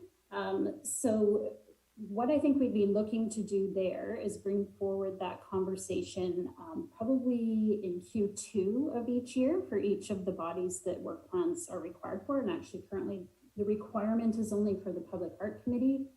It is optional for the Heritage Commission. What we've seen with the Public Art Committee is it has taken several months. Mr. Miko could speak to this in more detail. But to pull that plan together and really get sort of a framework in order. And so the suggestion was raised through the interview and survey process that maybe providing a little bit more guidance on what council might be looking for. I'll use the committee as an example. Perhaps there is a theme that council would like the committee to work with for the year. Perhaps you want to say more specifically, we'd like one event We'd like, to focus on literary arts or performing arts, just to use this as an example, but to bring forward that conversation and get a little bit of few parameters built around it so that when the staff liaisons go to work on the work plans with the volunteers, that it just provides a little bit more structure for that conversation. So we'd probably be aiming to have that conversation in Q2 so that the staff liaisons can work towards the summer and into the fall on finalizing their work plans with their committees and commissions, and then we would be presenting them in December. Go ahead, Councillor Patterson. Yeah, just as a follow-up, if I might, thank you for that information, Ms. Morden. Now, just so that I'm clear on this, then does that mean that the council liaison to the committees would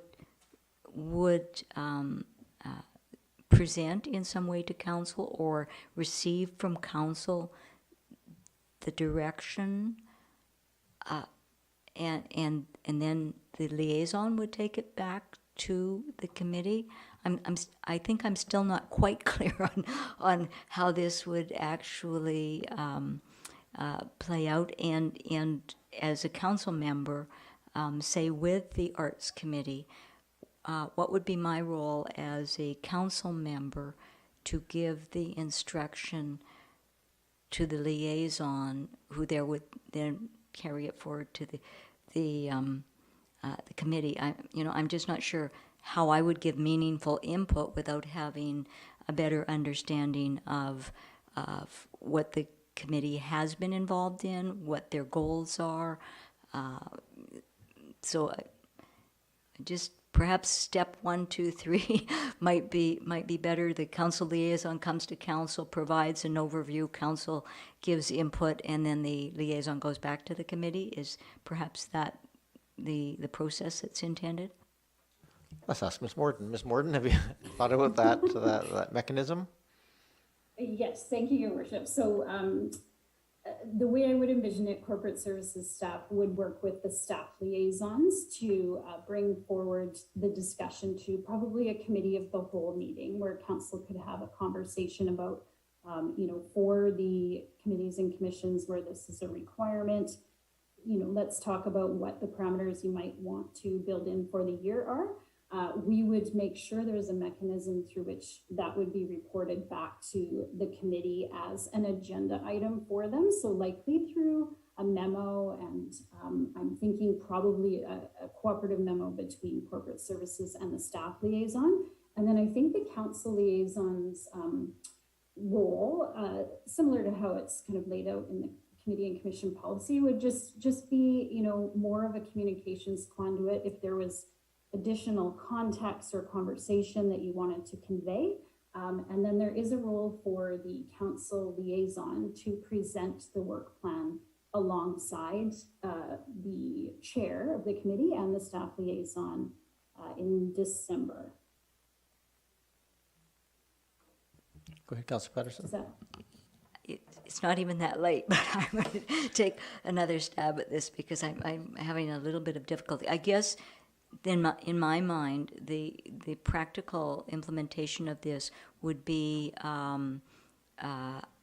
somewhat of an annual report out from the committees involved, so that would come forward to council, and perhaps or the committee of a whole, but a report out in whatever document that format that takes, a report out to council with perhaps some introduction of that by the council liaison so that council would understand what took place the previous year, what the aspirations of the committee were, and what council directives might be forthcoming from that.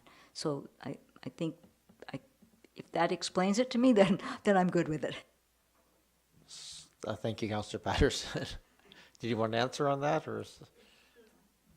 Yes, thank you, Your Worship. I did forget that key part, and my apologies for that, but they are required to do an annual report. We do have the templates for those available, and we will be working with staff liaisons to complete high-level annual reports that would come forward to council in March. So that would, and my apologies that we blanked on on that completely, but that would be the precursor to the conversation around then building up the parameters for the following year work plan. Okay, thank you for that, Ms. Morden. I think, Councillor Patterson, you've raised a key point. I just want to highlight here, if this is adopted, I think that thought process, I think the intention there makes sense, but the timing of that is going to be a very interesting one, because I think what I heard when you started this, Ms. Morden, was that fairly, some of these committees are saying, well, you know, they're working on a work plan, but they don't have any direction from council about what our priorities are or what our ideas are. And so they're afraid if they go forward with something, it might not have any alignment with council.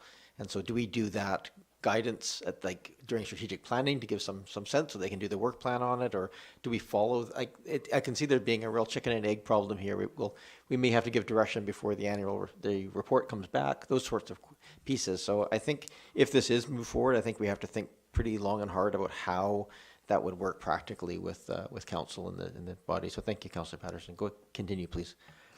Yes, Mayor, and I just had one last question, and that is really on the request for feedback from the members, existing members of committees. I noticed that there were only 17 responses, and I'm not sure the total number of members for the committees, but that seems like we were short several responses. Do we understand the reason that the response rate was not at a much higher level? Ms. Morden? Thank you for the question, Your Worship. I'm just doing some quick calculations. I believe there would be about, don't quote me on this, but around 25 volunteers that were emailed directly. We did leave the survey open for a few weeks, and we did do reminders, and we also did confirm that they were received. We did not include the Board of Variance. They're a little bit different bodies, so that's 3 volunteer members that were not included in that, because they're a quasi-judicial body and they had already been appointed for a 3-year term. So they fall a little bit outside of these advisory bodies. So that was the Public Art Committee, the Heritage Commission, the Design Panel, and the Advisory Planning Commission that were included. So my quick math, we have a couple of those at 7 and I believe a couple at 5. So I think we're somewhere around 25. We certainly did our best to encourage participation. I haven't reached out beyond that at this point. Thank you. Thank you, Mayor. No further questions. Okay, thank you, Councillor Patterson. I have Councillor Braithwaite and then Ney. Thank you so much. And I just want to go back to point 1.8, Ms. Morden, if you don't mind, because I think what I heard you say, and please correct me if I'm wrong, was that, and you used the Public Arts Committee as an example, that they would get their direction on what to be doing in the community from council. And I'm hoping that that's not what I heard, because my feeling would be that the Public Arts Committee would have their own creative concepts to be of what to put out as far as arts programs, etc., go within the community. Did I hear you incorrectly, or? No, you did use that as an example. Go ahead, Ms. Morden. Thank you for the question, and through you to Councillor Braithwaite, Your Worship. At a high level, and maybe I will ask Mr. Meikle to speak to this. The suggestion came through when we were looking specifically at the Public Art Committee and how just a little bit more in terms of what council is looking for in the work plans on an annual basis would be helpful. So I think Mr. Meikle might be able to fill in some blanks here that might be really helpful for council.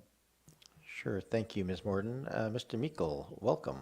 For those watching, Mr. Meikle is our Manager of Recreation and Culture Services. Hi, you can hear me okay? Ooh, you're very crackly. Oh. Can you sit back a little bit from the microphone and speak loudly? Sure, is that okay? It's not great, but keep your comments brief. How's that? Sure, thank you, Your Worship, and thank you, Ms. Morden, and through you to Councillor Braithwaite.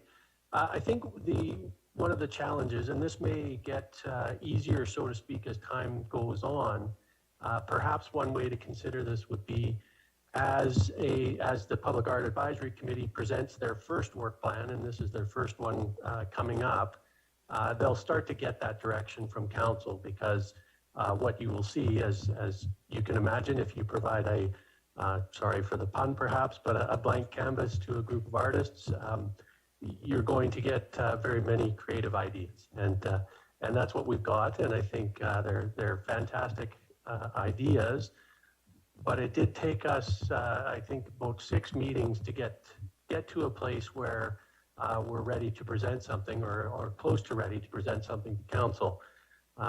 So I think once the work plans start rolling out each year, and then there's an annual reporting out on those work plans, we'll likely find some places where we're getting that direction from council on an ongoing basis. I think part of the struggles this year, being the first year of producing a work plan on that blank canvas, so to speak, was really difficult to kind of know which directions to head, and how to focus the attention or focus the work of the Public Arts Advisory Committee in particular, if that helps. Yeah, thank you very much, Mr. Meikle. Yes, thank you. That's perfect. It's a perfect answer, Mr. Meikle. And I do understand exactly what you're saying. And I know that that committee has had, I think, only 2 former members on there, so that could also be one of the issues as well. So totally understand that. That's perfect. Thank you. I do have another question, if I might. Ms. Morden, when I look at page 13 of the report, it talks about options 1 and 2 under the Parks and Recreation Advisory Committee. And when I read option 2, how I read it is, if we go for option 2, then there would be no standalone PAAC. Is that correct? Because the wording is that it would be a composition for a combined Parks, Recreation and Culture Advisory Committee with an enhanced mandate that includes public art under the leadership of the Arts Laureate with support from the committee. So does that mean that we wouldn't have a separate Public Arts Committee, and that there would just be certain members on the Parks, Recreation and Culture Advisory Committee, or would the Public Arts Advisory Committee still be separate from this committee? Thank you, Councillor Braithwaite. Ms. Morden. Thank you for the question, Your Worship, and through you to Councillor Braithwaite. Correct. So the option there would be a combined advisory body that would have within their mandate Parks, Recreation and Culture. And so there would not be a standalone public art committee under that scenario, but it also does anticipate that we would continue with the Arts Laureate program. And that there would be a certain level of representation from public art within the membership of the committee, the broader committee, and that the leadership of the public art program would really come under the Arts Laureate. But then that broader sort of advisory body would encompass Parks, Recreation, and Culture. I'm sorry, I think I missed the part where you said it is still a standalone committee of Parks of Public Arts Advisory, or did you say it isn't? Sorry, it would not be in this scenario. So where there was a combined body that would oversee Parks, Recreation, and Culture, public art would be folded in to that body, so as the cultural component to that broader based advisory body. So the Public Art Committee would not be a standalone body under option 2.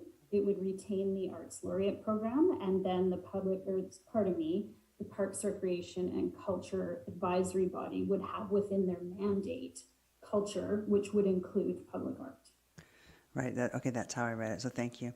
And then my last question, if I might, Mayor, is I think I read in there, and I'm trying to read my notes, which aren't the clearest, and it says that if we had a committee to make things easier on them, I'd like them to fall under Public Parks, Recreation and Culture Advisory Committee, not to be a committee of council, so as to alleviate them of any logistical challenges in regards to annual community arts projects and events. So I think what I must have read was that we would not have them be a committee of council, but just rather an advisory committee. Sure. Thank you, Councillor Braithwaite. Ms. Morden, can you explain to us options for the Public Art Advisory Committee? Are there options that we could reconvene it as more of a, similar to the Heritage Foundation, instead of an arm's length, but supported type committee, or is that create difficulties for us? Maybe just touch on that as a general piece. Thank you, Your Worship. Thank you for the question. Yeah, so what staff heard from the Public Art Advisory Committee was a certain level of sort of frustration with the structure within the community charter that pertains to advisory bodies. It feels fairly restrictive when it comes to getting hands-on with community-based arts projects. And so that's a bit of a challenge. And of course, we can't amend the community charter, and we have to comply with the regulations there. And so that's with that piece as a given, that's not going to change. Where you have any established body, we do have to comply with those regulations for open meetings. So what staff had raised was that perhaps if in a combined body scenario where you had a Parks, Recreation and Culture body, advisory body, plus an Arts Laureate program, that the Arts Laureate would be preparing a multi-year work plan for council's approval. And through that work plan, we could possibly put out a call to the community for volunteers to get involved with the implementation of that program. So more hands-on, not an advisory body, but actually helping to facilitate the implementation of a council-approved Arts Laureate work program. So a little different than having an arm's length body that would possibly be, I'm thinking, were you thinking sort of like a nonprofit society, Mayor Murdoch, or? Oh, sorry, I was musing aloud. Just leave that alone. I'll just take your answer as it is. Okay. Yeah. So certainly, what staff was proposing was a little different in the way that community volunteers would be engaged a little differently, whether that was through the Arts Laureate program, whether it's working directly with staff, that they would be engaged more as through a call out for volunteers to assist with the implementation of that program or that work plan. Okay, thank you for that. Councillor Braithwaite? That's all. Okay, I have Councillor Ney. Go ahead, Councillor Ney. Thank you very much, Mr. Mayor. So I did have some questions on that one that the last two councillors have commented on. 1.8. And most of the issues were kind of covered, but I just do have a couple other questions. So by the way, thank you, Ms. Morden, for this very comprehensive and thorough report. There's a lot of complexities here and different ways to move forward, and I really appreciate the work that you've done to get us to this place. So just on that point about 1.8 on page 10 around annual work plans, and if I understood you, Ms. Morden, you were saying that work plan was really for the art committee as it stands now. Could I just ask you that? Is that what you said? Ms. Morden? Thank you, Your Worship. Thanks for the question, Councillor Ney. Yes, that's correct. So if a body requires an annual work plan, it is contained within their terms of reference or their establishing bylaws. So currently, yes, the Public Art Committee requires one. The Heritage Commission, it is optional if they'd like to do one. Okay. I mean, my only comment, I do have a question here, but it really does, when I read the way, on your survey, the various commission members' experiences, what I came away with was that I had a sense. Now, it's a very unusual year because of the pandemic, albeit, but I did have a sense that we need a much sort of more tighter, interactive, back and forth relationship between council and and the committees or commissions. I had a sense that there was this floundering. So a work plan for the arts committee, yeah, I get, and it seems that there needs to be more direction, and I'm hoping that we can really make much better use of some of our committee commissions going forward. Just in terms of the arts committee, Ms. Morden, through you, Mr. Mayor, I like what you're thinking about around, because of the issues within the charter about using that committee more as volunteers, because that's really how, because I really appreciate the work Councillor Braithwaite is doing now, but of course I was there previously at its inception, and that's how that committee began, because they had the arts laureate there, and the committee, it was really a working committee, whether it should have been or not, but that is how it worked, that they were there to support the arts laureate to implement those programs. To separate that out because it doesn't comply with the provisions of the charter, it seems to make sense. But I do have a question on this matter, is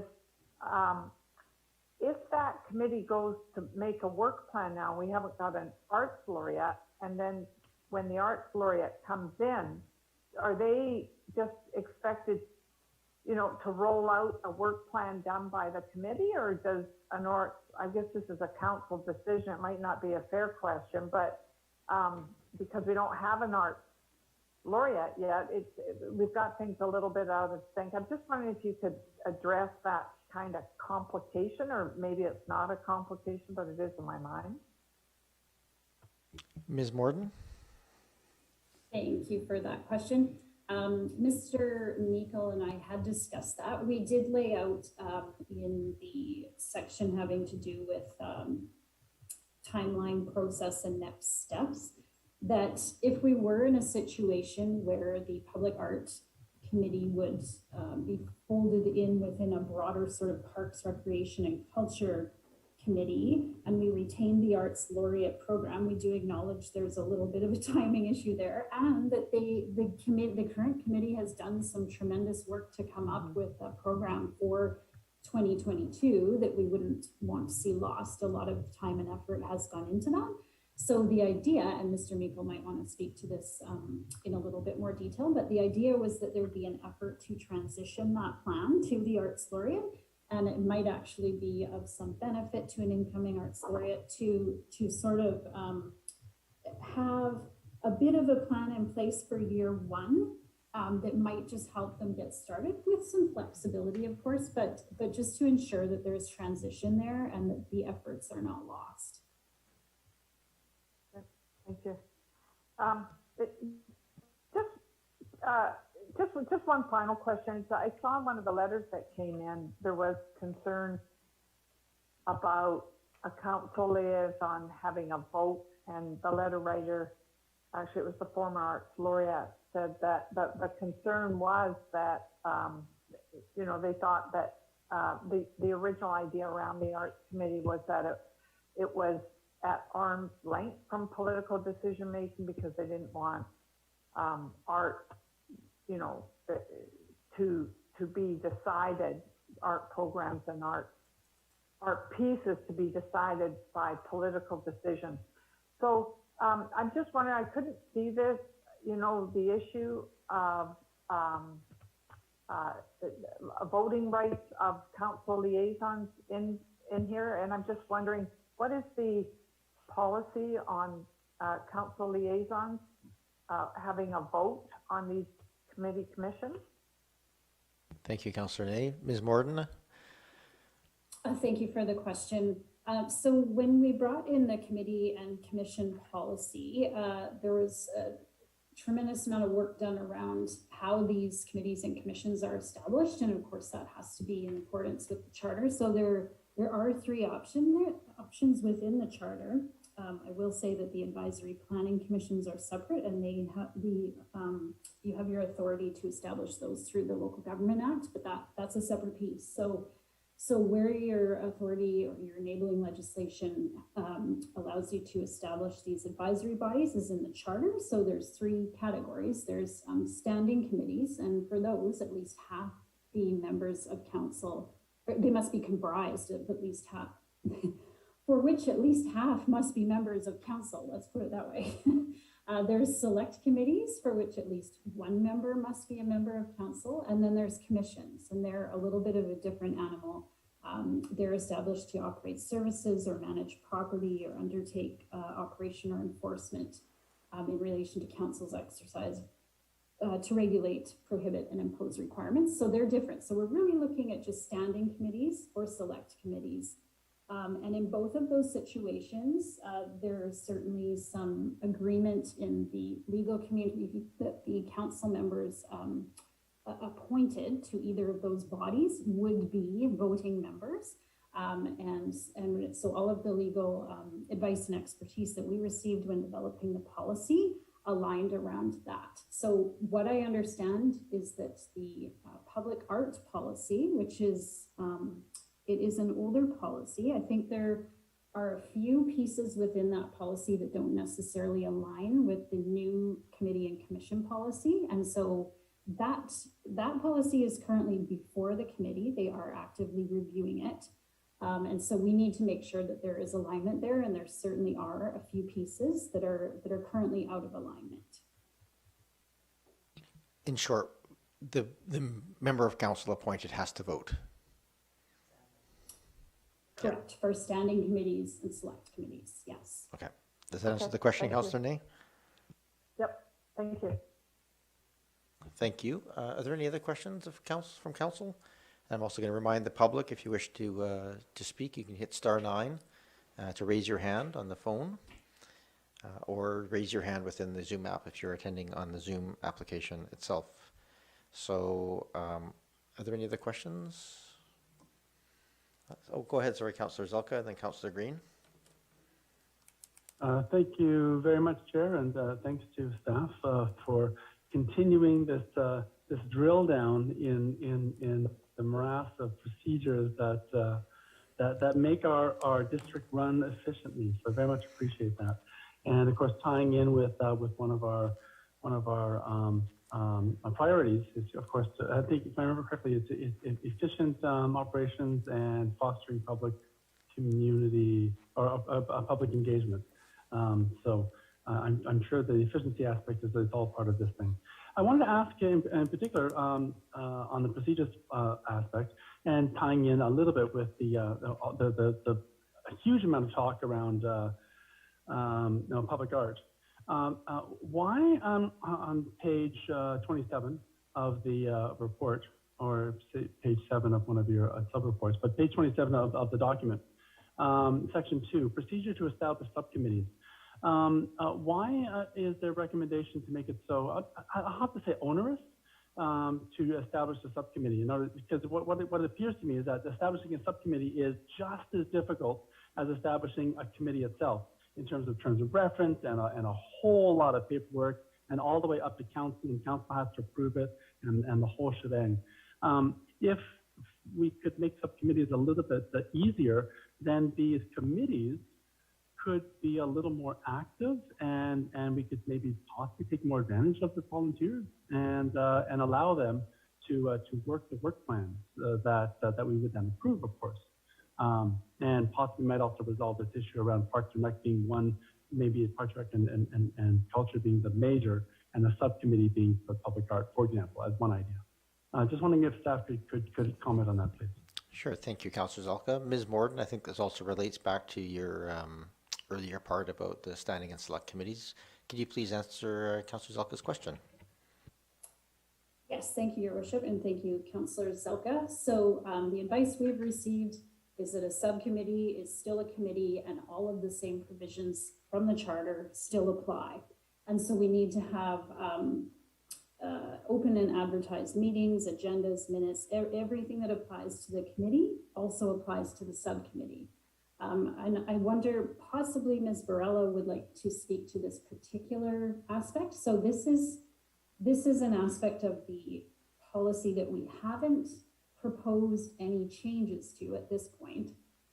So I'm looking at page 27 of 96. Is that where you're referring? Where it says, Yes.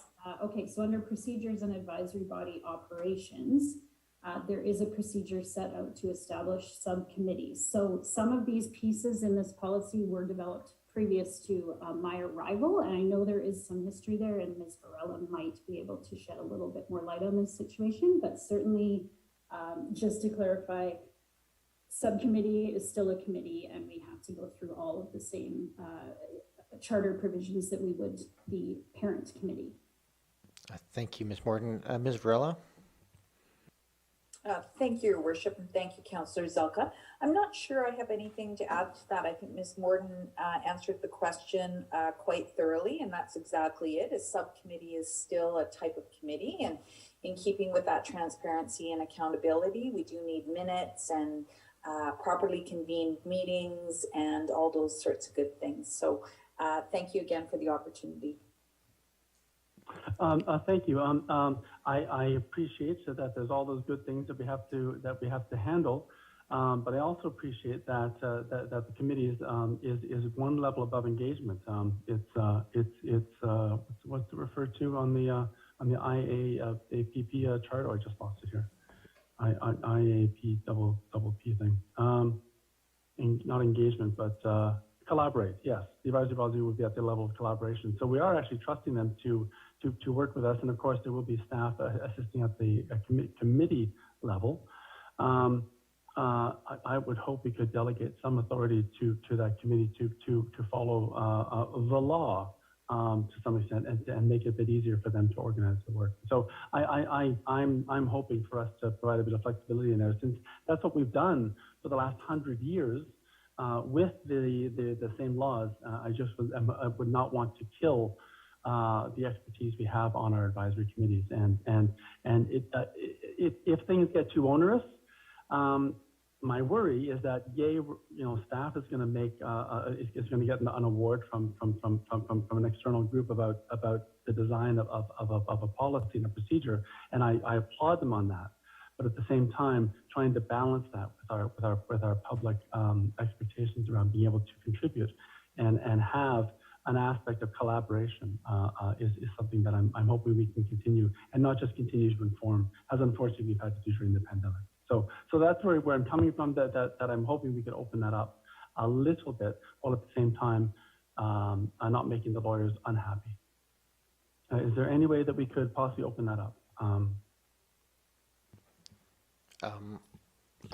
Is a little outside of the scope, I think, probably what staff would be prepared for this at this meeting, Councillor Zelka, but everything's possible to be reopened.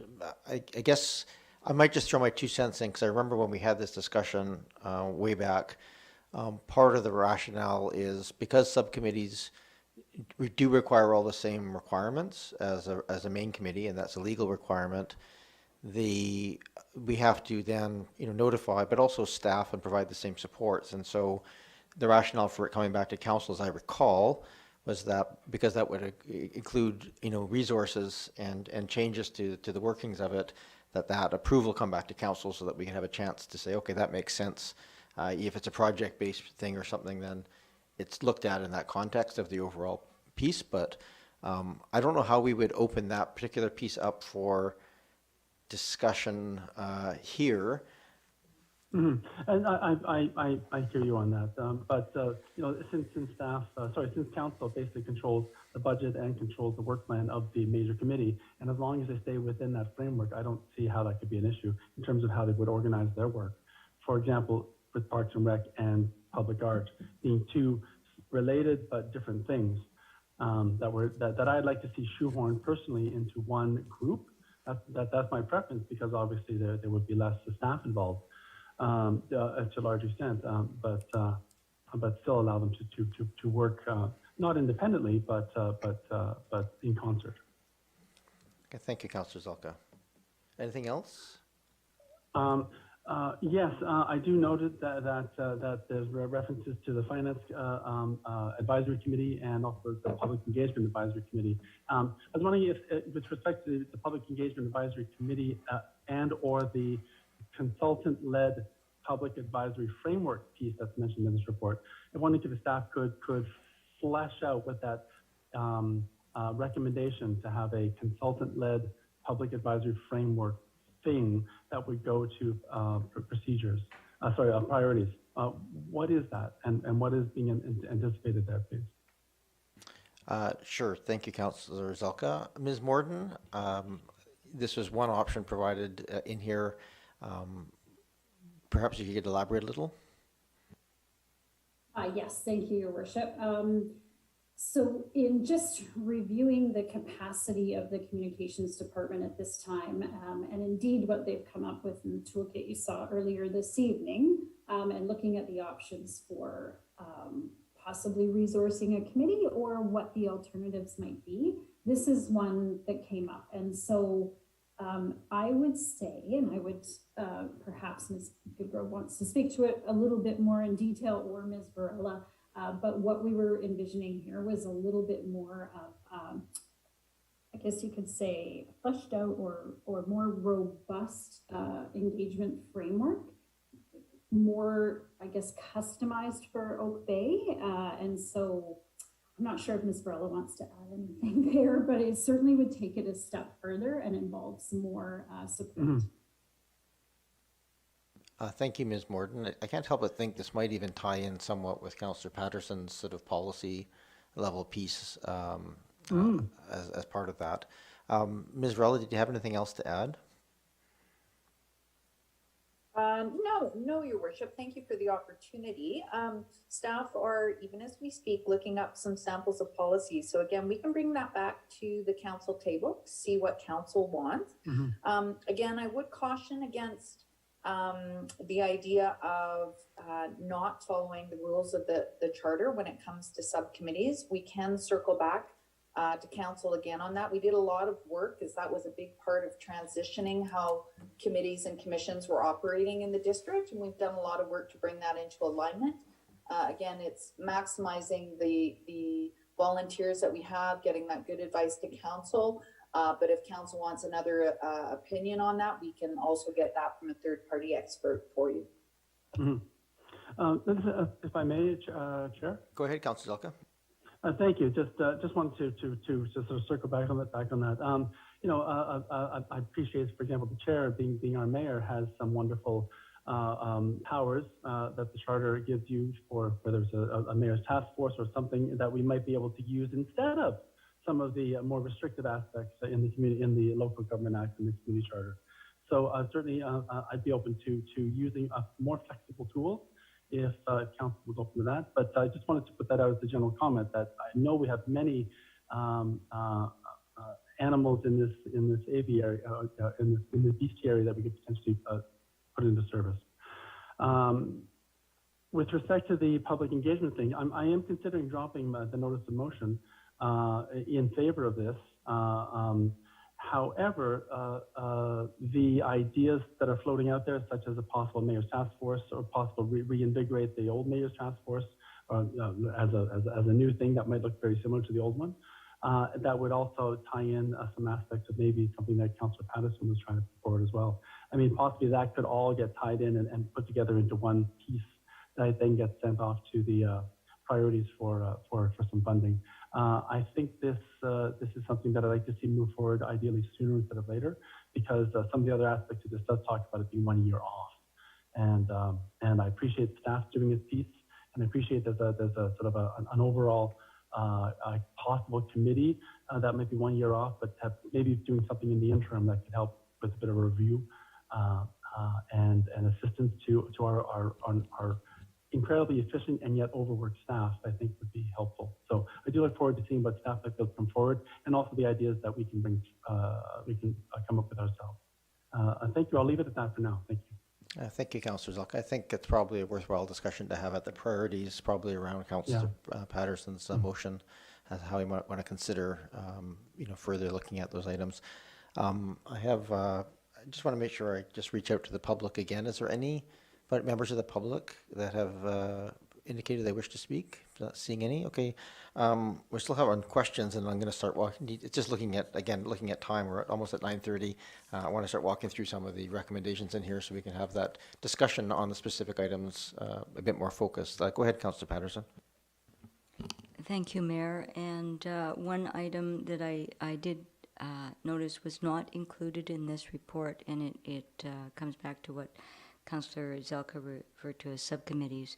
But when we did the review of the Parks Committee, Councillor Braithwaite and myself, one item that was on there that we did not park anywhere was the Wall of Fame, which was a subcommittee actually to the Parks and Recs Commission, and so we didn't include it in the report because we did see it as a separate subcommittee, which Councillor Zelka just spoke to, but it is not included in this report, and so I raised that as kind of a place marker that we should not lose it, but it's not referenced in the report. Yeah, thank you, Councillor Patterson. That's a good point. And Ms. Morden, if you could just make a note of that, just to make sure whenever we end up here, we reinsert the Wall of Fame question back into that piece. And again, we can have subcommittees. They just have to be approved by council. So that would be, if that was reestablished, then that would be reestablished in the same way. It's entirely possible. Thank you for those questions. Councillor Green, you had another question? Yes, thank you. I just wondered, it's a question on process. I do have some comments prepared, but I just want to know when it would be appropriate to reference those and how we will proceed on voting. Thank you. Thank you, Councillor Green. My plan on this, in hoping to move it through reasonably efficiently, is I'm going to walk through references 1.1 to 1.8. Those are on pages 1 of 20 of the report and written report, and the first page of the report provided. Just work through them one by one. We've had a lot of questions and a little bit of discussion on them. So this is a chance to sort of discuss each of those in turn. And then after we get to complete those, then we would go down and tackle the question of the potential additional committees and commissions separately from those. Is that acceptable? Yes, thank you very much. Okay, thank you, Councillor Green, and for the opportunity to kind of clarify the process on that. So with that, I'm going to go to these just one by one, and I think some are more clear than others. So item number 1.1 is the implementation of staggered appointment terms of 2 to 3 years. We haven't touched on this a lot other than one question. Is there, I'd like just a quick discussion here as a committee as to where people feel on this. Go ahead, Councillor Braithwaite. Yeah, I'm actually thinking that I would prefer to see a 1 to 2 year staggered appointment term. I just feel that to have an expectation for a volunteer to be committed for 2 to 3 years might be conceived as a long time, and it might turn some people off if they had an expectation of needing to be there 3 years. I think for some committees, there's the possibility that a little bit longer of a term might be better, but for most of our committees, I think a 1 to 2 year term to me would suffice. Thank you, Councillor Braithwaite. Councillor Patterson. Yes, thank you, Mayor. I appreciate Councillor Braithwaite's comments. And I don't think this is a one-size-fits-all. There are some of the committees. Heritage Commission comes to mind. The learning curve is perhaps broader for that members of that committee, so perhaps a longer term makes sense, and you would seek applications from people who were willing to get that amount of time because there's a training period. Same with the APC. I think to really be valuable as a member of the APC, you need to have a bit of time to get acquainted with some of the bylaws or policies that exist within the district, whereas something like the design panel, the expertise on the design panel of the architects and those people, they're guided more by their profession. So I could see where those terms would be shorter. So I don't really see this as a one-size-fits-all. I think we really have to look to the specific work of each committee and gauge it by that, and there are some of them that could do 1 and 2 years. Thank you, Councillor Patterson. Don't see any other hands. I'll give my 2 cents on this. I appreciate the thoughtful comments. I tend to lead towards the shorter for the reason that you want to attract as many people as possible. I wonder if we might take this away and think a little bit. One of the models that's used provincially is they do a staggered term up to 6 years in the case of a police board. It's a first year is only ever a 1-year appointment. Second term is typically a 2-year appointment, and the third appointment term is typically 3 years. I guess we could give that as an option if people don't want that long. But we might look at something along those lines for some of these appointments to reduce the amount of time doing it, but also to provide that sort of first year test. It's not a long commitment. You can come in if you find you don't enjoy it, or maybe other life things come up, then you can depart after that time. So that might be one mechanism that we might look at is that piece. Go ahead, Councillor Green. Yes, thank you. I think I'm the lone voice then. I prefer the 2 to 3 year, and I'll tell you why. I think one of the reasons is that it provides continuity. It also provides a greater opportunity for relationships to build on committees, and I see that in the survey. That's a really important point that a number of people observed. And the other problem is that we have had many of the meetings canceled of these committees and commissions over the course of a year, and I think it's important that we give people at least long enough to make what they feel is a good contribution or a strong contribution. So I would go for the 2 to 3 year staggered term for those reasons. Thank you. Thank you, Councillor Green. Any other discussion on this one? I'm just going to go and look for a motion here, I think, because, well, actually, hold on a second. Before I do that, Ms. Morden, I guess you want as much clarity as possible. I think we owe you that much. So I was going to go through these and take motions, then we can debate a motion. That way it's very clear what the direction is. Do you have any alternate mechanism by which you would take some general comments and come back with a more refined option? Or would you prefer that we, in this case, take a motion and debate the term at this table right now? Thank you, Your Worship. I think the preference would be just for the timelines and the fact that the current terms are expiring at the end of this year. If we could get direction tonight, it would be really helpful. The idea is that we will put out a poll or a survey.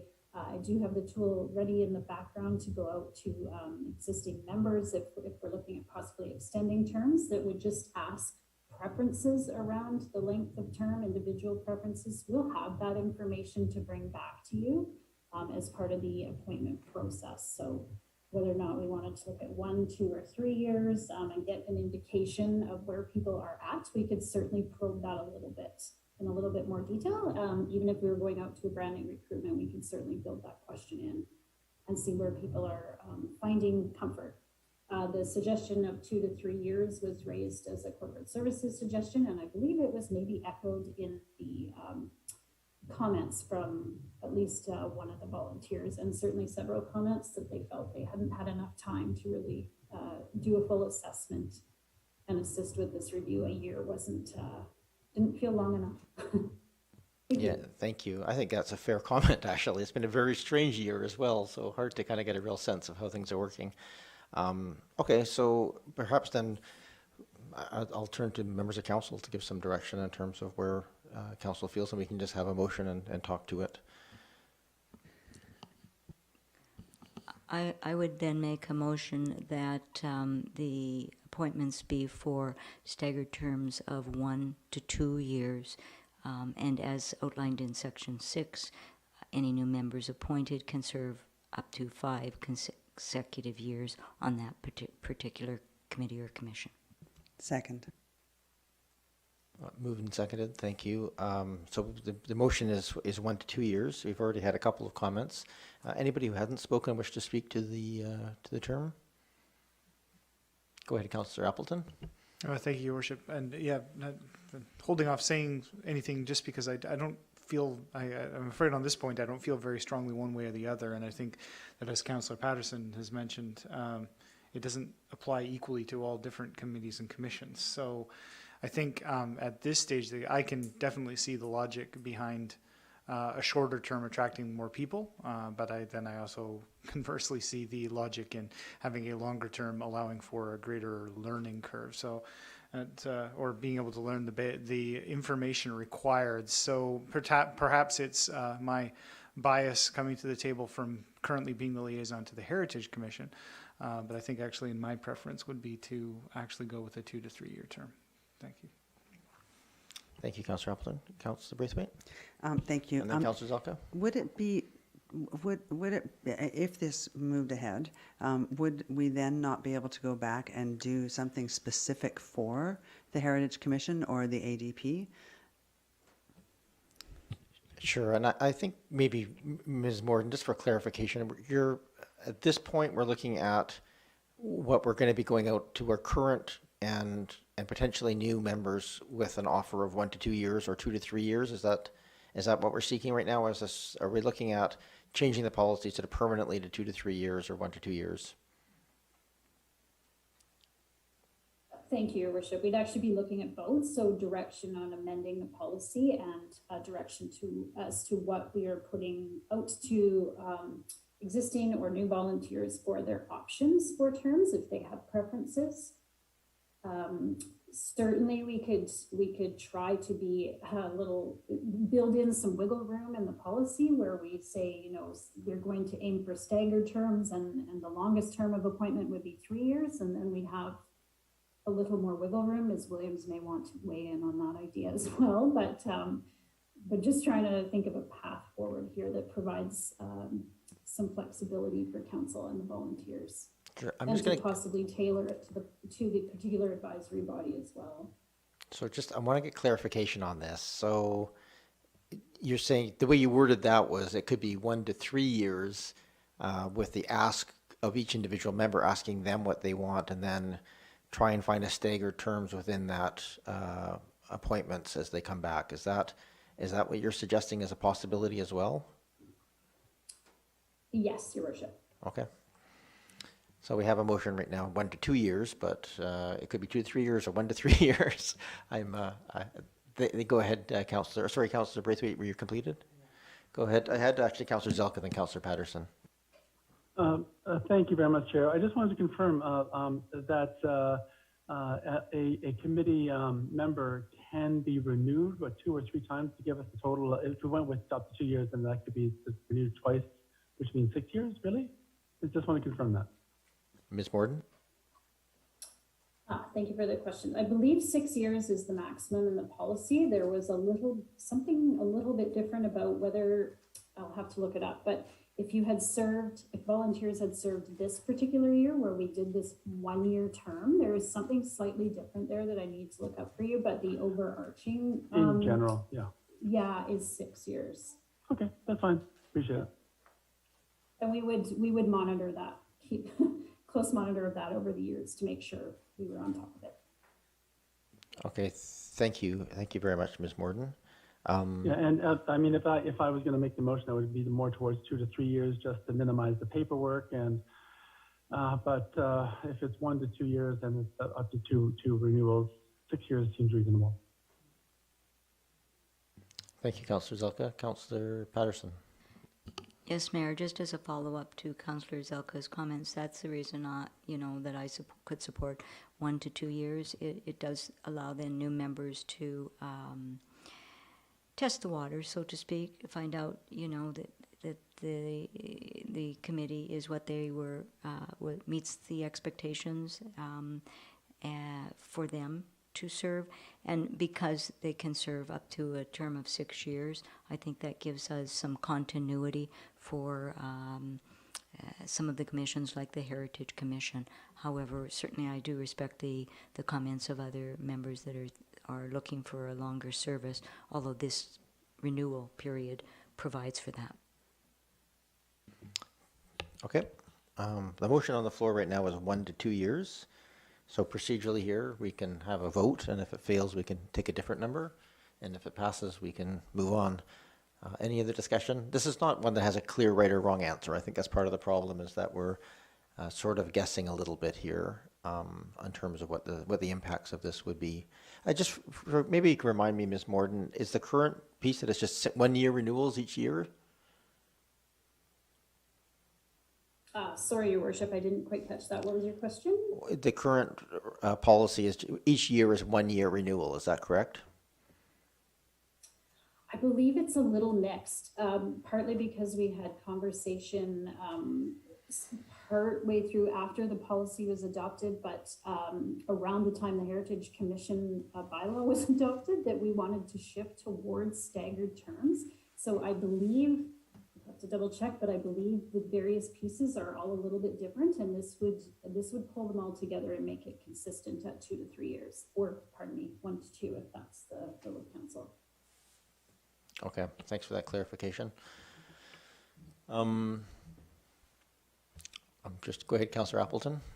Thank you, Your Worship. I don't want to muddy this even further, but would it be possible to contemplate, I guess I would be interested in my colleague's opinion on this, so would it be possible to contemplate specifying 1 to 2 year terms for new committee and commission members and 2 to 3 terms for returning committee and commission members, with the idea that the 1 year term was the most suitable for somebody who is new to the job? Or is that potentially more complicated than it needs to be? Let's go to Ms. Morden. I'm sure she's thought through some of these ramifications. Ms. Morden, is that add or remove some complexity to the discussion here?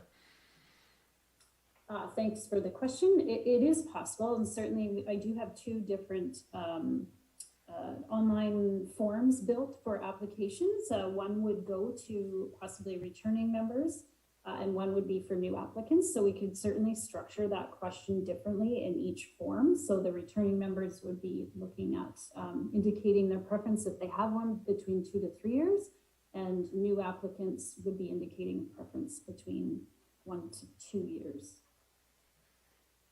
or whatever the preferred option was. The joy of such minutiae. Councillor Appleton, anything else? No, thank you, Your Worship. I think I would probably just leave that one alone. I think just for simplicity's sake, I think we have to decide on one or the other. And I think, like I say, there's pros or cons to either. And I think at this stage of the game, it's probably best to arrive at one and give it a try, I think is sort of how it's looking to me at this stage of the game. Thank you, Councillor Appleton. Any other discussion? I'll throw my 2 cents in here. I'm comfortable supporting it as its lead. And just seeing how it works and expanding it if it makes sense. This is not one of those sort of do or die, make or break type things. I think we need to have a 1 year option in there, whether it's 1 to 2 years or 1 to 3 years. I think there are some people who really are going to go step their toes in gently into the volunteer committee commission pool, and I would like to make that as easy as possible for them to try it out and see if they enjoy it. So, but I'm comfortable right now with the 1 to 2 as it's sitting, but we'll see where council sits on this. Any other discussion before I call the question on the motion? I don't see any, so I'll call the question. All those in favor? And those opposed? Councillor Green, opposed. Thank you. That motion carries, so it sits at 1 to 2 years. Thank you very much. Sometimes these simple things take some time to work through. I'm now moving on to the next one, policy, which is the council to appoint chairs and vice chairs. Thank you for the question as to the why. So we have it back at this table for consideration and discussion, whether people agree with that approach or not. Councillor Braithwaite. Thank you, and thanks, Ms. Morden, for the explanation on that, because I feel pretty strongly that it would take so much power away from the volunteers for us to appoint the chair and the vice chair. I understand the reasons behind it, but I wonder whether that just takes too much power away or too much decision making away from the volunteers. So I'll be interested to hear what others have to say in regards to this. Thank you, Councillor Braithwaite. Councillor Green, and then Appleton. Yes, thank you, Mayor. And following on Councillor Braithwaite's comments, and yes, Ms. Morden, I do appreciate the explanation that you gave to us. I really appreciated it. Here's my concern. It's not only about independence for the commission or committee members to appoint their own chair or vice chair, but it also politicizes the process, and I think that's a slippery slope.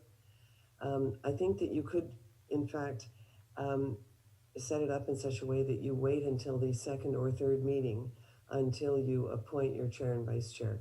That would give new members a chance to get to know one another, and I agree that it is difficult at the very first meeting, but perhaps at the second meeting, if they have a chance to meet on a regular basis, then that would work. I have a real concern. It's the same concern I have about council liaisons voting on committees and commissions, and I realize that there is legislation that provides for that in certain circumstances, but I think we need to just be careful with this one, and I will not support this recommendation. And again, having appreciated the explanation, I fully understand it, but I can't support it for those reasons. Thank you. Thank you. Councillor Appleton? Thank you, Your Worship, and I would concur with my two colleagues preceding me for much the same reasons, so I appreciate those comments. And again, I do absolutely appreciate the rationale provided for why it could be that way, and certainly you can definitely run into issues with finding somebody willing to chair and finding willing to take on that role, so I totally get it. But I think that with a committee or commission of council, there's an optics consideration that some people might see that as disempowering, or that might be taking away the quasi independence. They're not fully independent, but they're quasi independence, quote in quotes, of the body. So yeah, I would like to see the committees and commissions retain the ability to appoint their own chairs and vice chairs. Thank you, Your Worship. Okay, thank you. I have Councillor Zelka and Patterson. Thank you, Chair. My comments are the same for this item and for the next. I'm aligning with the previous comments I just heard. I do want the committee or commission to have some sense of being able to work their plans, and not I'm all for optimizing operational effectiveness, but these two items, this one and the next, I don't think in any way foster public engagement, which are part of our council priority number 3, providing service excellence. Thank you very much. Thank you, and I'm seeing a bit of a trend here, so Councillor Patterson. Thank you, Mayor, and I concur with what has been said, but what I would like to see is when we do the intake for volunteers to serve on these committees, that one of the questions that goes on the form is if they have experience chairing meetings and if they might be interested in serving as the chair, so that at least that is something that staff and council are aware of when we are reviewing these. And I think just because of some of the regulatory framework now around committees and commissions, it has become very evident to me why some municipalities have gone to having council liaisons actually chairing the committees. And I think that that is something that we may have to revisit as time goes on. Thank you, Councillor Braithwaite. I don't see any other hands on this. Oh, sorry. Sorry, Councillor Patterson. That's always my 10 to 10. I always know that it's our official end time when I start making mistakes on there. I don't see any other comments. I would just express my agreement. Express my agreement there with the other comments. I think the other piece that makes me feel it's important to have them select is that it's both a skill question and a knowledge question. We've already made a great effort to set the expectations of what the role is. It's not to run the place, but to facilitate good meetings. And I think, but part of that is that it's just time commitment, and sometimes people who are very qualified can't in one particular year take on that role. And sometimes people might not have the skills, but might want to do it to learn as a vice chair, for example. And so I think those nuances we'll never be able to tackle as an overseeing body, and I think that's why we allow that to happen. And so again, I agree that it's the other side of that equation makes a lot of sense. But I also think that in this case, I'd be supportive of not. So, but go ahead, there need a motion. Yeah, so I'll make a motion that committee members will appoint the chairs and vice chairs of their committees. Committee and commission, I guess I have to say committee and commission members. Will Moved appoint, and yeah. seconded, thank you. Any other discussion on that? I think we've covered it. Councillor Zelka or Green, I saw hands flash up there. Did you want to have any further say on the motion? I was seconding, sorry. Okay, nope, no worries. Okay, don't see any other discussion. So all those in favor, oh, Councillor Zelka, did you wanted to say something? I do, yes. I believe the existing methodology is what's being proposed. So wouldn't a better motion be to just leave it the way it is? I think the intention of the motion is clear here in terms of that. So I'll go to the mover if they wishes to change the language, but no, we'll just, essentially, you're right, though. The effect is, Councillor Zelka, that nothing would change there. Ms. Williams, did you wish to give some clarification on wording? No, thank you, Your Worship. I was just going to point out that should council not wish to make the change that council appoints the chairs, then no motion would be necessary. The status quo would continue. I'm going to accept the motion just so it's clear in the minutes that we've considered it and have voted to move it that way.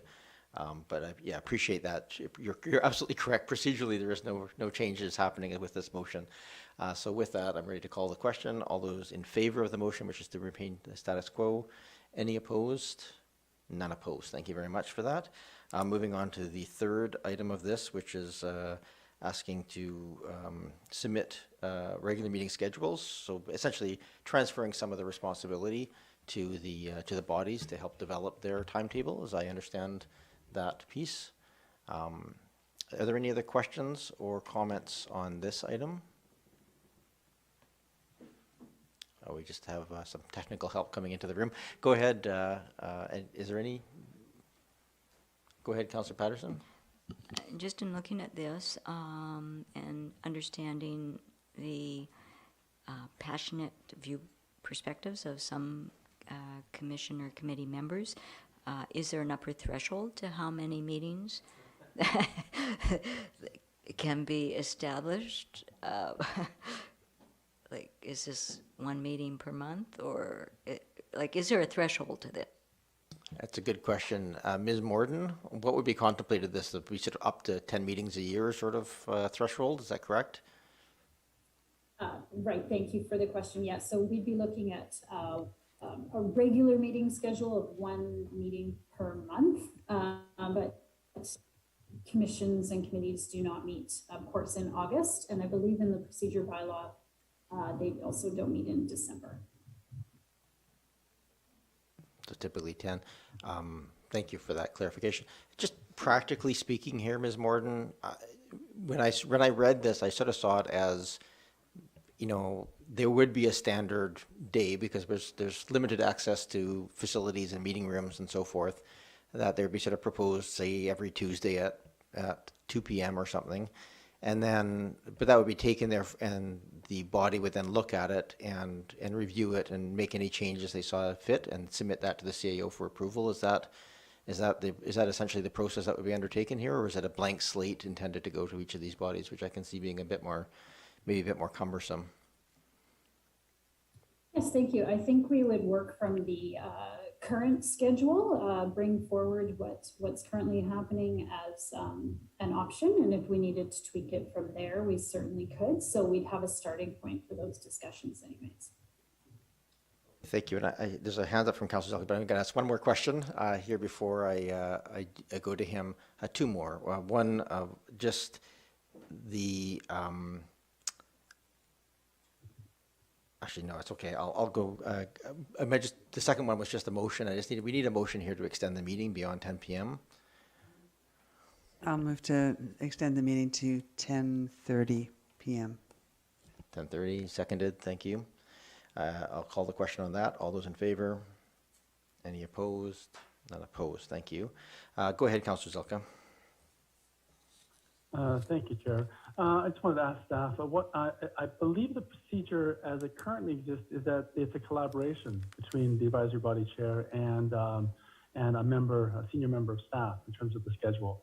Am I incorrect in this assumption? And if not, please let us know what it is. Sure. Thank you, Councillor Zelka. Ms. Morden, what is the current practice? Thank you. I believe it is that the schedule is developed by the corporate officer or the CAO and delivered to the committee or commission.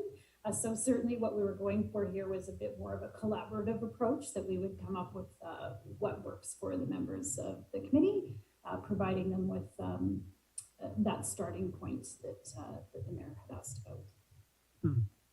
about. Thank you. Is it possible to add the word collaboration or in consultation? This appears to be more very directive and formal and legal. I didn't realize it was a collaboration piece. Yeah, it's just based on the wording, based on consultation with members. So, but I didn't get the feeling that there was a consultation with staff.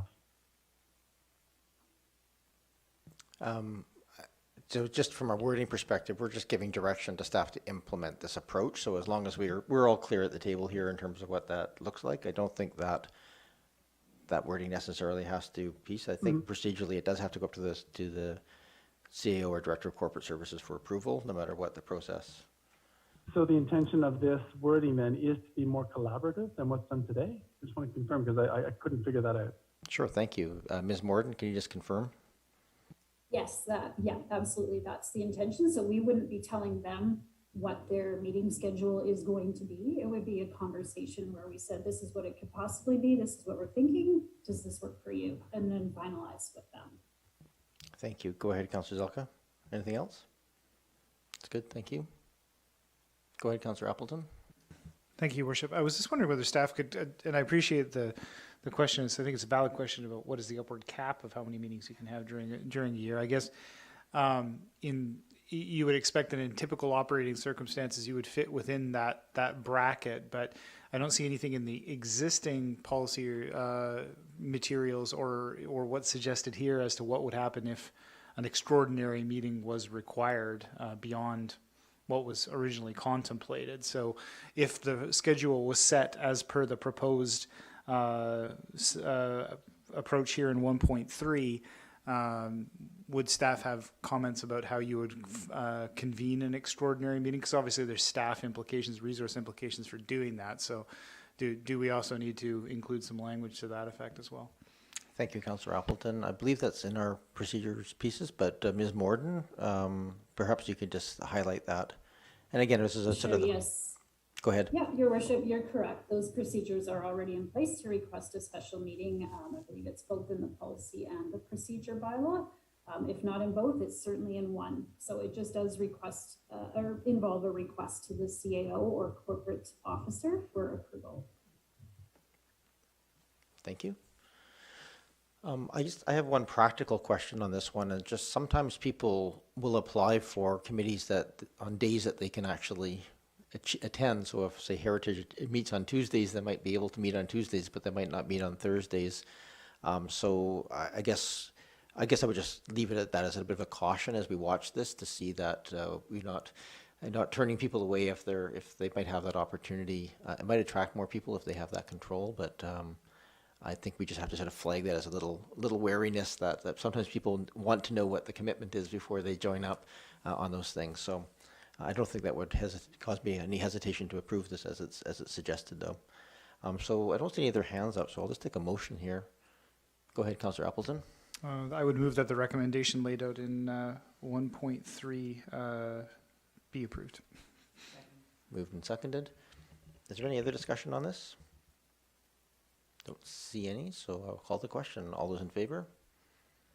Any opposed? None opposed? And I just want to express my appreciation to staff for that, for listening to the feedback they got and try and be within our limits of our staffing to be able to find some flexibility to make the work of those volunteers more in keeping with their needs.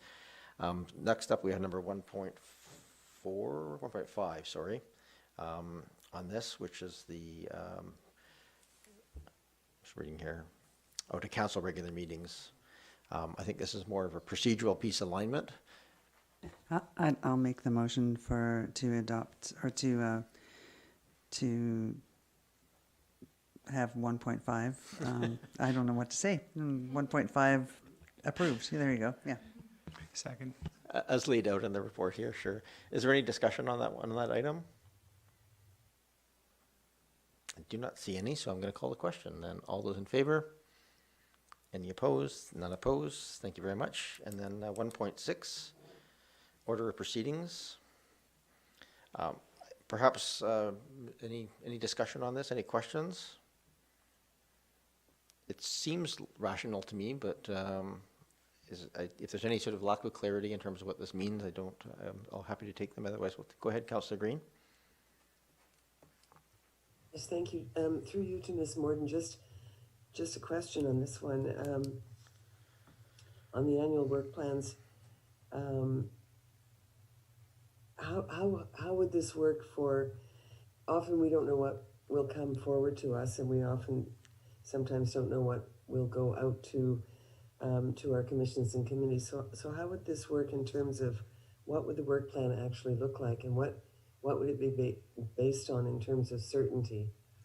I guess what I'm trying to say in a very poor way is that, sometimes the work ebbs and flows. It isn't always a certain beast. So I'm just wondering how work plans would be devised under those circumstances. Thank you. I hope I've been clear. I'm sorry.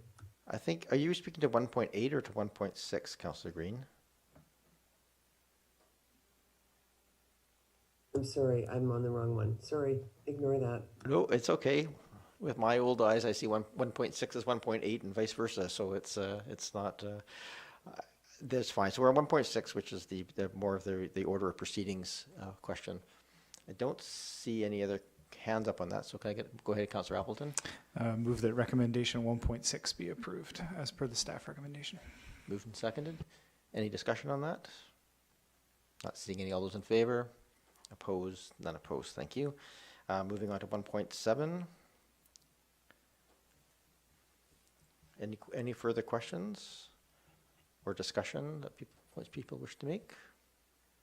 I'm just going to check my notes as I'm going through here to make sure I haven't forgotten things I was going to say on these items. No, I think we answered everything I had. Go ahead, Councillor Appleton. Move that recommendation 1.7 as per the staff report be approved.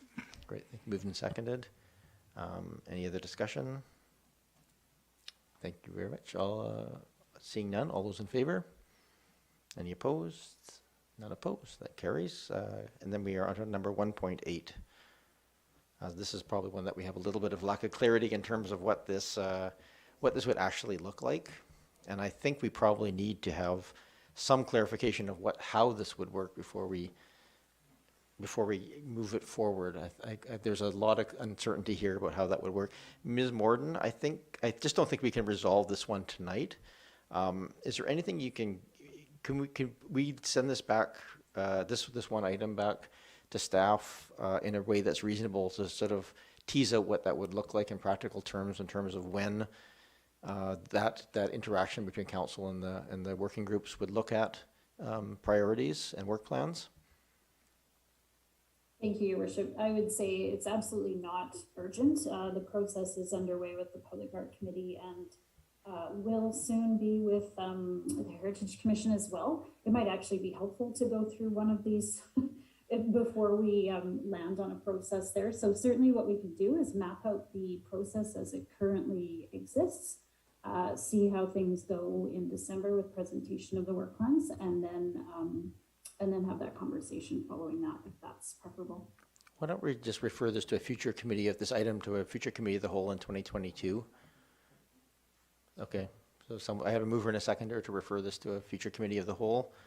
Any other discussion on that? Go ahead, Councillor Appleton. Thank you, Your Worship. Yeah, and I would agree with that. Absolutely, and I'm looking forward to having that discussion as the Heritage Commission liaison. I guess it might be just useful for us to signal at least in my view, I would agree that philosophically, council, or at least I've seen the comments from the members of the committees and commissions asking for a little bit more clarity around, a little bit more direction from council as far as to be incorporated into their work plan. So for my part anyway, I would say philosophically I agree. that's a role that council should be playing. I think it's just a matter of in what format and the timing, as you say. So I would support that in a conceptual sense. Great, thank you very much, Councillor Appleton. In the motion to refer, any other discussion? I don't see any. I'll chime in here very briefly and say I agree with you, Councillor Appleton, on that. I think that the intention here was always to kind of allow for that, given the more rigid structure of these committees and commissions, to give them a little bit of the control of their own destiny to kind of do that in the vacuum of any overarching guidance outside of sort of the general principles of council. I can see that being, difficult, especially right, now with COVID restrictions on meeting in person and all the other things that come into it. So I look forward to them walking through this once, maybe even twice, before we come up with sort of a final policy, but we'll learn from this and move forward. So I think this is appropriate at this point. Don't see any other hands up. I will call the question. All those in favor? Opposed? None opposed. Thank you very much. Now, on to the other items here, which is really, I think I'm going to take, with the willingness of this body, I think the Parks, Recreation and Culture question with the multitude of the Public Art Advisory Committee is a bit more of a cumbersome one. What I was hoping to do is just get on the Financial Committee, and particularly to get some sense of what council would be asking for that body to do, and if there's a desire of this body to look at that more fully. If there is, then we can get that back into to staff to kind of start. But I think the more clarity we can provide staff, the better. Ms. Morden, I see your hand is raised. Welcome back to the. Thank you, Your Worship. I just wanted to highlight there was one related question for council direction that just falls immediately under 1.8 and just has to do with whether or not council wanted to put forward an offer to the current volunteers to extend their terms. I just want to make sure that one didn't get missed.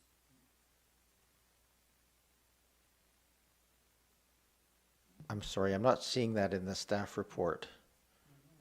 Okay, just 1 second. If we go up to, I'm just scrolling. On page 10. Yeah, that's probably the easiest place to see it. It got a little buried in the introduction. So if you go to page 10, that particular table that has 1.1 through 1.8 did have a related question. Yeah.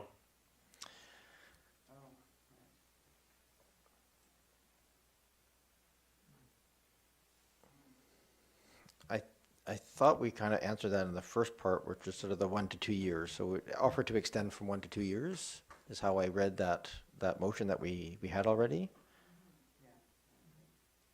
So sorry, I was just looking for specific direction on whether or not council wanted to extend the invitation directly to current volunteer members, so that it would be kind of an abbreviated version of a full-out application where we basically just ask the current volunteers, are you interested in continuing on for the 1 to 2 years, and just some related questions around whether or not they have a preference on that, if the contact information has changed, but putting that offer out to the current volunteers first, see what the interest was in continuing, and then doing recruitment to fill any vacancies. Go ahead, Councillor Braithwaite. So here's my way of thinking on this, is that if we extended the current volunteers for a year, then that would mean that they would all come up for renewal at the time of a new council. And I think that's a bit onerous to put on a new council. So my preference would be that they would all have to do that now, so that we as this council can make the decision on who's going to be sitting in on those committees and commissions for the next 1 to 2 years. That's my logic on that. And so I'm absolutely clear on what's being asked, Ms. Morden. You're asking whether or not we want to have an abbreviated application process for the existing ones for the 1 to 2 years? Or are you asking for, I'm not entirely clear what the answer is. Yes. So what I am asking is, typically our policy does require all currently serving volunteers to reapply in full if they wish to continue serving.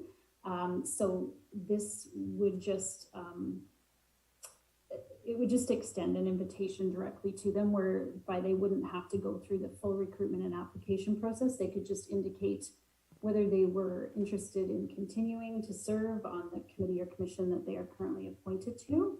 And then there would just be a shortened form that would go along with that. And then we would have to do a full recruitment for any vacancies. Thank you, Ms. Morden. If I may, my reading of the full application wouldn't necessarily require them to fill in all the forms and submit CVs and everything. We have that information. My assessment of that, again, just the interest of keeping things easy for people would be just ask them if they're interested in reapplying, and if so, if there's any changes to the information we have on file for them, and leave it that simple. I don't think we should have to force them to go through and fill in the full form, 2 or 3 pages long each time. But that's my take of it. I'm getting a couple of nods. I have a couple of hands here. I just want to make sure I'm clear about what we're asking here. If that's the brunt of the question, do we want to make this easier for the existing members to reapply? I think the answer is a pretty straightforward yes, but I don't know that they automatically auto-renew without any, and are excluded from the consideration process if we get multiple applications coming in. So I just want to make sure I'm very clear on what the question is that we're asking here. Are we asking that they automatically reappointed, or that we're seeking a simpler reapplication process?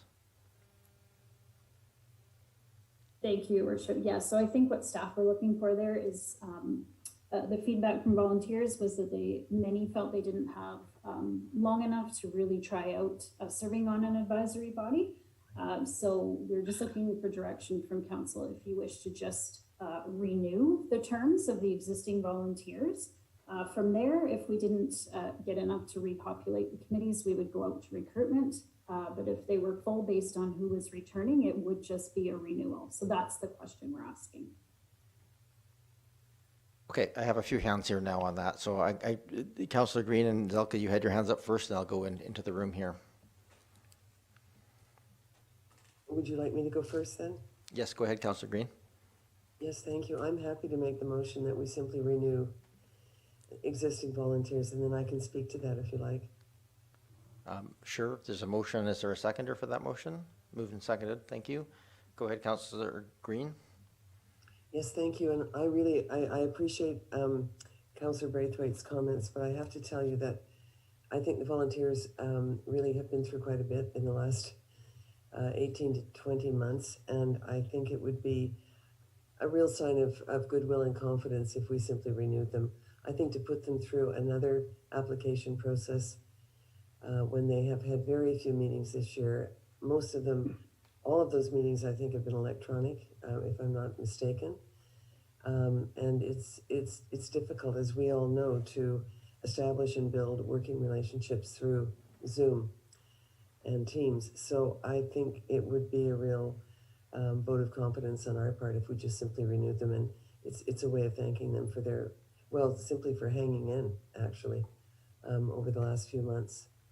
Thank you. Thank you, Councillor Green. Councillor Zelka? Thank you, Chair. Just want to confirm with staff, this is a one-time offer, essentially. Is that correct for the existing members? Ms. Morden? Yes, that would be our thought. So it is laid out in the policy that typically they would require reapplication. We just recognize this has been a really extraordinary year. They didn't get started really until April. It has been electronic meetings. We've asked a lot of them. So yeah. I absolutely appreciate that, and that's why I would second this, and if I would have moved it if Councillor Green had not moved it. And then after the fact, after this year is done and these two to 3 years go by, then the 1.1 would kick in at that point, at the top of the table. Ms. Morden, the 1 to 2 years? That would be staff's understanding, as long as that's council's direction, yes. Okay, excellent, thank you very much. I'll be voting in favor. Okay, thank you. Any other discussion on this? Councillor Patterson and then... Yes, thank you, Mayor. I can't support the motion as it was put forward. I agree with Councillor Braithwaite because of the timing of this council's term. I think it's important that we have staggered terms that are decided upon in the new year, so that it provides for a smoother transition for a new council. But that being said, I do think it's reasonable, as you pointed out, Mayor, that members, if they wish to reapply, do not have to resubmit the entire resume again. We have those hopefully on file. So for existing members, it would be just an expression of interest that they wish to continue.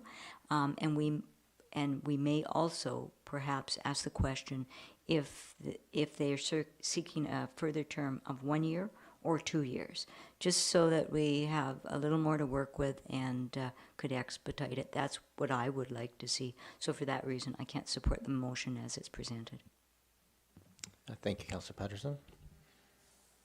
Any other discussion on this?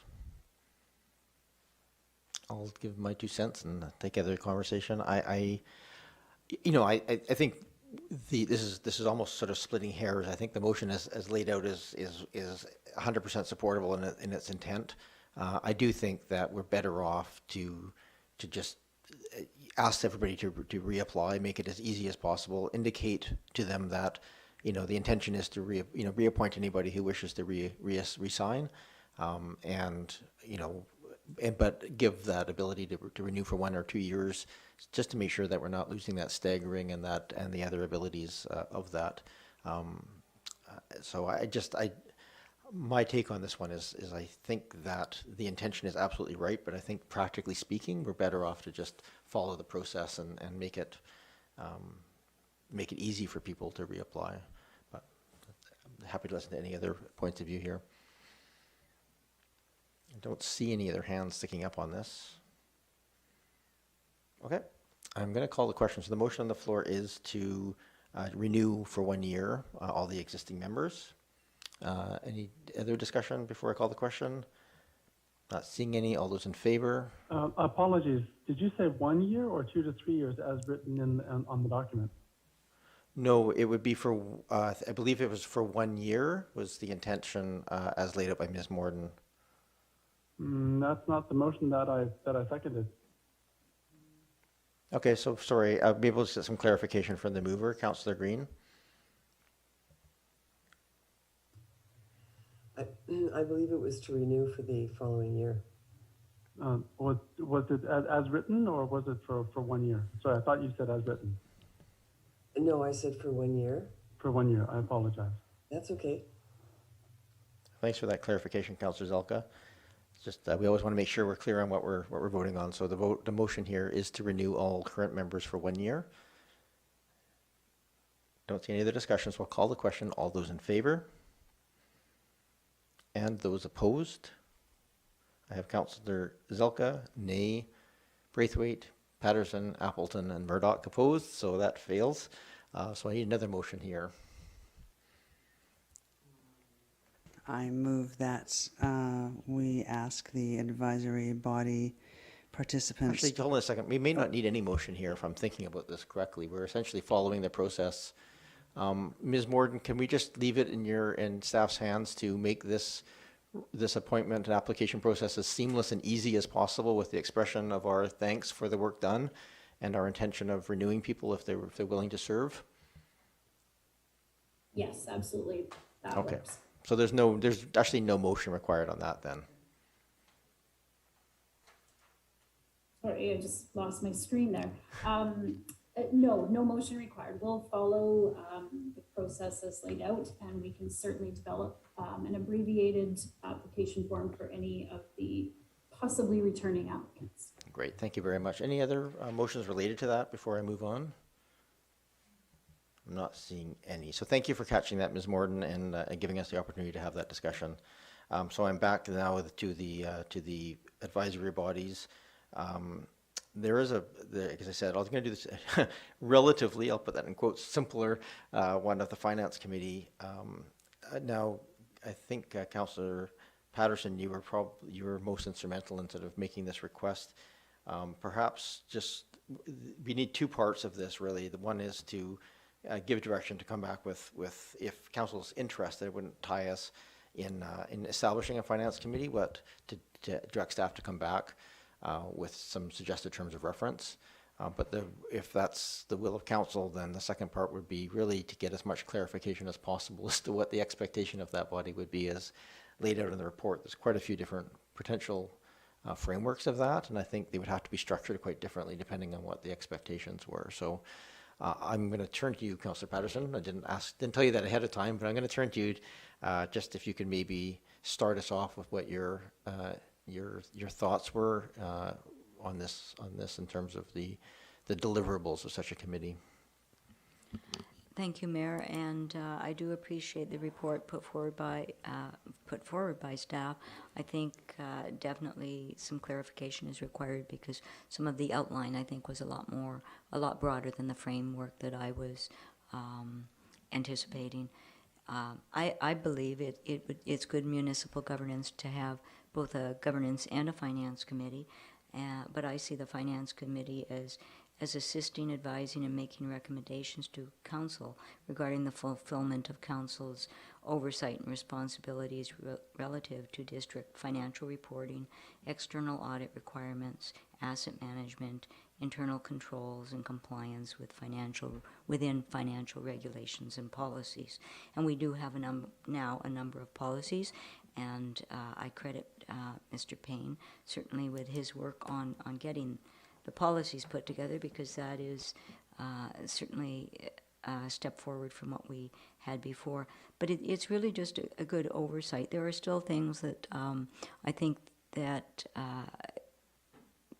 putting out RFPs for the auditor, by way of an example, as long as I've been attending council meetings, we've had the same auditing firm, and we have never done an RFP for audit services. So it just provides that extra layer of external oversight beyond the council body. And I do keep in mind that for municipalities, whether you have a finance committee or not, big municipalities will often have an independent auditing body that in fact reports back to the public directly. They don't report to staff or council. They're totally independent. We're small for that, but nevertheless, I think there's good oversight that is required. Particularly, I keep in mind that we have a funding gap of $463 million for our asset management program. So this is a big step forward for this municipality in comparison to budgets that have been prepared before. And so I see this really as a committee that would meet probably 4 times a year to go through documentation, to provide comment, to be able to provide the perspective of residents in the community, and really work collaboratively with staff on ensuring that all of the conversations have taken place to look at options that might be available, and to guide the recommendations that come back to council. There are councils that certainly I've seen where, particularly if many of the council members are made up of business people, the entire council will sit on a finance committee. But we do have a lot of work to cover, and we have a very large asset management plan that has to be initiated. So I think we're going to be going through quite a bit more work than what previous councils who were actually approving budgets that were far less than what we did. We're going to be looking at different perhaps ways of funding the programs. All of that takes time. So either I think we will end up extending council meetings, but I recognize that there is expertise around this council table that I don't have that brings merit to other projects. And so finances is one where you can actually refine a little bit the scope of what you're looking at. You can look at it a little more in depth. but it is not to make the decisions that are staff decisions. You leave that to the accountants, but it is an independent meeting opportunity to meet with auditors or to collaborate on looking at some new ideas, new processes, and making sure that it is vetted when it comes to council so that it refines the decisions that council makes and hopefully aids that decision. It wasn't my intent to look at minutia of the financial reporting. That I would leave to staff. Thank you. Thank you. So I heard sort of there, it would be a committee of council in your mind? I think that it would be made up, I would hope, of 2 or 3 members of council.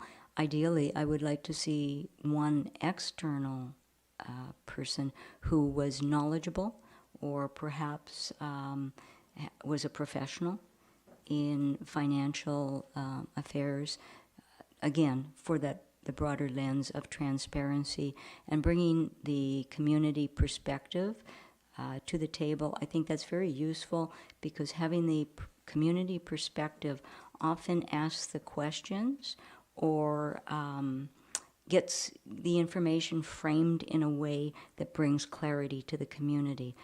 The danger, if there is any in having financial people provide all the statements, there's a lot of clarity for the financial person being an expert in that subject matter. And because they're so close to it, sometimes it's difficult to understand it from the lay person's perspective. And so I see that as being a real benefit that a committee can bring to recommendations, to clarifying reporting, perhaps giving recommendations or suggestions for what might be included in things like annual reports, quarterly reports, just to aid in the information. So I really see this as a broadening of the clarity rather than in-depth minutia scrutiny of all of the processes that the financial department have responsibility and authority for. Thank you, Councillor Patterson. Are there any other comments on this as a notion? Go ahead, Councillor Braithwaite. Yes, just I'm looking at the costing that staff have put around this, and it's. I mean, I see in there that it says that the director has estimated 14 to 660 hours, which I don't know how that works, but there you go. And so it could go from $1,100 to $54,600, plus then the administration staff, which would be another $17,600. So I'm struggling with that piece of it because if it goes to the maximum of 660 hours, then that's adding 60, 71, 72 into our budget. So I'm wondering if staff can speak to where in that 14 to 660 hours they think that something like this might fall. I think in fairness, that's so broad because we didn't give any context for what it would be. So I think my preference here, if we can, is to try and define what if anything, we want from this committee, and then give that to staff to come back with us with what that would look like structurally. Because I will say, my experience with finance committees is all over the place, and they've been more on the minutiae side of it, where you delegate that sort of grinding work to a subset of council or board who goes through and does that, and they basically report up, and there's a trust that they've done that sort of minutiae work, and you're dealing more at the high policy level at the table. But that's not what you're describing, and that I see the value of what you're describing, but it's a different skill set and a different time requirement piece as well. So, Councillor Patterson, you raised your hand again, and since this is mostly your baby, I think I'll go back to you. Oh, sorry, I won't. I'm going to ask for a motion to extend the meeting, or we're done. Moved and seconded to 11. I am not staying past 11, just for the record. I that's the end of my night tonight. So we have a motion to extend the meeting to 11. Any discussion? Mr. Mayor, I'm going to last till about 1:45, and that's it. So. Okay. Well, we've seen your screen go blank. We'll know you've left the meeting. Maybe just let us know when you go. Okay, Councillor Ney? So we have a motion to extend to 11. All those in favor? Any opposed? Not opposed. Thank you. All right, go ahead, Councillor Patterson. Yes, thank you, Mayor. I appreciate Councillor Braithwaite's comments. I didn't envision spending 660 hours on it, personally. But I will make one comment. When you look at the numbers, I think that as we, as a council, have to move forward with looking at the asset management plan in particular, and looking at the funding and the options for it, we are going to be we either will need to extend the hours at the council table, and the costs will be there for doing that, or we do it with a subset of hopefully people that are very interested in it. But I don't think by not having a finance committee we're going to save all of the costs that are shown.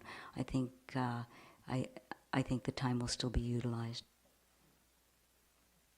Thank you, Councillor Patterson. Are there any other thoughts in terms of, or this council, members of council feel they might see value in a? I will say this, if I may, because it's a little different than what I was envisioning as a piece, and I see that almost as a there may be a way of trial ballooning something here where we do actually look at essentially like a standing committee, which would be like the mayor's appointment of a subset of councillors to sit down and with the director of finance in a single or maybe a couple of meetings and walk through some of those ideas that you've had, Councillor Patterson, in terms of looking at policies and teasing some of those out, and maybe doing that on an annual basis or something to kind of, do a review and bring forward ideas. We could do that once and just sort of see where it lands. Your points, I think, are well taken. There are some practices that we could certainly look at undertaking. Things like the RFPs for audits, being sort of built more into timelines and things are ideally best practices. Although in local government, boy, there's a lot of just renewing the auditors on a regular basis. So I think those are things that are valid. So if there isn't, I'm just I'll go back to council here to give some direction on this. But there may be some ways that we can maybe move something forward without striking a finance committee full stop if there's not that clarity at this point. I have Councillor Green and then Zelka. Yes, thank you. And I know that Councillor Patterson is passionate about this idea, and I have always in principle supported it. I also appreciate the comments that Councillor Braithwaite has made in her observations around the wide-ranging costing and hours estimate and so on, and that I find that a little hard to get my head around too. But I do think this has merit. How it's implemented, I think, is probably the key, and that's what we're talking about now. But I appreciate Councillor Patterson's insights and certainly her observations around the whole financial administration piece. And I think if we can look at this as a resource for staff and council, I think as long as we keep it in that frame, I think it could be positive. I also appreciate your comments, Mayor, as well, in terms of a potential way of implementing this that is workable and not costly. Thank you. Thank you. And I think I'm just trying to get a clarification of what people might see value in, and we can try and structure something that achieves those goals. I think I'll just take a moment as well, just to acknowledge what a different world we're living in today than we were 3 years ago with the current financial reporting and the professionalism of structure and the redundancies and all the other things we have now. So it's the needs are very different from what I would ask for in a financial committee today than they would have been 3 years ago. Absolutely, and I think that's reflected in the report that's here in front of us as well. Go ahead, Councillor Zelka. Thank you, Chair. I guess I'd have to say I'm passionately in favor of this. For most of the large organizations I've ever sort of volunteered for, there's always been either an audit or a finance advisory committee of some sort. And so I think this is quite a reasonable thing to do. I don't expect it to be extremely onerous, and it would generally only be at budget and finance time. I like your idea of doing it on a trial basis for 1 or 2 years. No problems on how we can set it up. But but to approve this in principle and then priorities decide the details, it's fine with me. So I would be fine to move this forward as suggested by Councillor Patterson. Thank you. Thank you, Councillor Toolkit. I'm going to just put you on the spot a little bit and just ask, is there anything specific that you would like to see besides what was sort of talked to by Councillor Patterson in any sort of financial body that we might strike? Yeah, when the auditors were doing their things, I specifically asked them, do you have any problems with the Finance Advisory Committee or an Audit Committee? And they said, absolutely not. This is normal to them. And the fact that we don't have one seems abnormal, and I noted that. So that's why I'm actually very much in favor of this, and I don't expect it to be onerous. Thank you. Okay. I don't see any other hands up at this point, so there's no motion on the floor here on this attached. So, Councillor Patterson, do you want to make a motion at this time? Do you want to talk about this offline a little bit and see if we can come up with a model that works? What's your preference here on this? I could certainly work offline to get a model that works. I'm keeping in mind that there's only one budget to go, so this is very late in this council's term. I really feel very strongly, though, that all municipal councils should have governance and finance committees, because we do not have a governance committee either, so we don't have a regular review of our policy framework. And I'm really looking for the governance lens for this body, and so I think it's very important. But I'm willing to certainly work to define a scope of this offline. But as I say, it's really only one budget period to go. We have a $463 million funding gap and no plan yet. Thank you, Councillor Patterson. Did you wish to make any motions at this point? We'll work on it offline and with staff and bring it back. Do you want to, I'm just wondering if we might want to refer this item to a future committee of the whole so that we don't have the awkwardness of having a notice of motion or something coming forward. Is that, I'm just going to go procedurally here. Ms.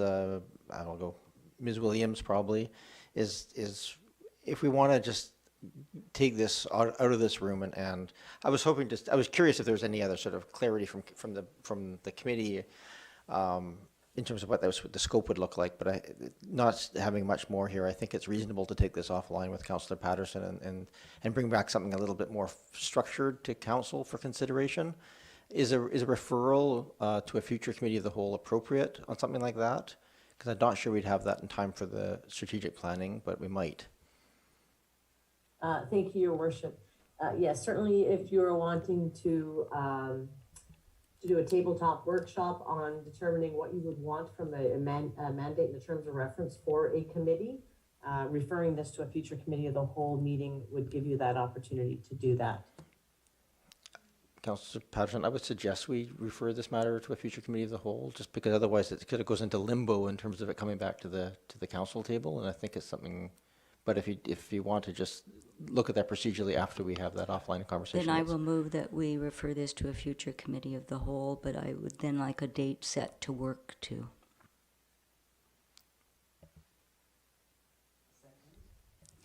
I think you can either refer to a future committee of the whole or refer to a committee of the whole in a specific month, if that's appropriate. Yeah, so our strategic planning is actually in November, right? So I would say for the month of December. No, do we have a committee of the whole in December? Then it would be January. I'll go to Ms. Morden here real quickly just to see if there's some guidance on this. Ms. Morden? Thanks, Your Worship. Yeah, just pointing out in the timelines, process, and next steps where there was interest in possibly convening some new advisory bodies. We had built into the process that our next step would be to come back for a discussion on scope and mandate at a future meeting, and we had timed that out in sort of Q1 of 2022, and then the terms of reference would flow from there. So we had allowed for that in the timelines. I just wanted to point that out, if it's hopeful. Okay, I think we need to refer to just a future committee of the whole, and it'll be based on the timeline of what works out. And I'll just lay this out there as a suggestion for that. The timelines that are attached to this in terms of striking a full committee, which is this contemplates, is a little different than if what you're talking about is a policy piece that we can probably do a little bit more ad hoc in terms of striking one from the mayor's desk. So I think we just need to work a little bit on what that would look like and bring that back to a council for consideration would be the best approach I can see going forward with it. If it's going to be a full committee, then this should go to strategic planning and we can consider the merits of it at that table. But I think I'm reading this table here, and I think there's a little bit of lack of clarity about what it would do, and I think that needs to come back in a report of some sort. So that's my recommendation, but I'll take your motion. I've made the motion to refer it to a committee whole, and we can do that. But realistically, then the way the time is sequencing, it's unlikely to happen for the coming budget, and that will be the final budget of this council. So, again, depending on what the scope of that body is, if it's policy-based or other pieces, that things like attached to renewal of auditors and those sorts of things, then they may be that might be doable within that piece. But if it's going to have the structure of doing a detailed review of the budget, then you're right, it would be not likely possible in the timeline provided. So again, I'll leave it to you. It's a bit awkward at the table here to do that, but I don't know how. I'm trying to facilitate a model that we can bring something back to council for consideration in a reasonably timely fashion. But I just don't think we can. Any point of information? Yeah, go ahead, Councillor Zelka. The next committee of the whole is December the 13th. Is that a date that would suit Councillor Patterson? It's just whether or not we could actually get it on that agenda package. I think we just, and if we could get a report or suggestions back, I think would be the question. I'd be very loath to give a specific date, but if you wish to make the motion with a specific date, Councillor Patterson, you can do that. I would make a motion that we target for December 13th. So the motion is to refer the matter back to a future committee of the whole targeting December 13th. Yeah. Is there a seconder for that motion? Councillor Zelka second it. I just want to make sure I'm clear on what targeting looks like. I think it's acceptable to my mind. It sort of sets that this is intended to be a fairly short turnaround, but it doesn't bind anything to that timeline either. Ms. Morden or Ms. Williams, I'm just going to turn to you procedurally here on that motion. Is that language acceptable? Thank you, Your Worship. It's Ms. Williams here. Yes, we can certainly target for December the 13th, but I just wanted to remind Council that that's the last meeting of 2021, and it is a combination Council and Committee of the Whole meeting. And there's a lot of business that's backed up right now. We've called special meetings in November, so there'll be a lot of business coming forward on that particular agenda. And my sense is that you're probably going to want more time to have a discussion on this than what will be available that day. So certainly, if we could leave it with the first quarter of 2022 as anticipated in the report, you might be able to have a better opportunity for a discussion.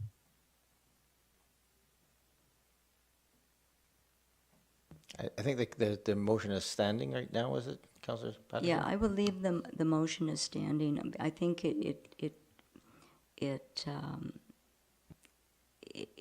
can be doable, although it will then leave some of the goals that I have to be raised then at strategic priorities. Thank you. Thank you, Councillor Patterson. So we'll make, if that's the will of council, we'll move that forward.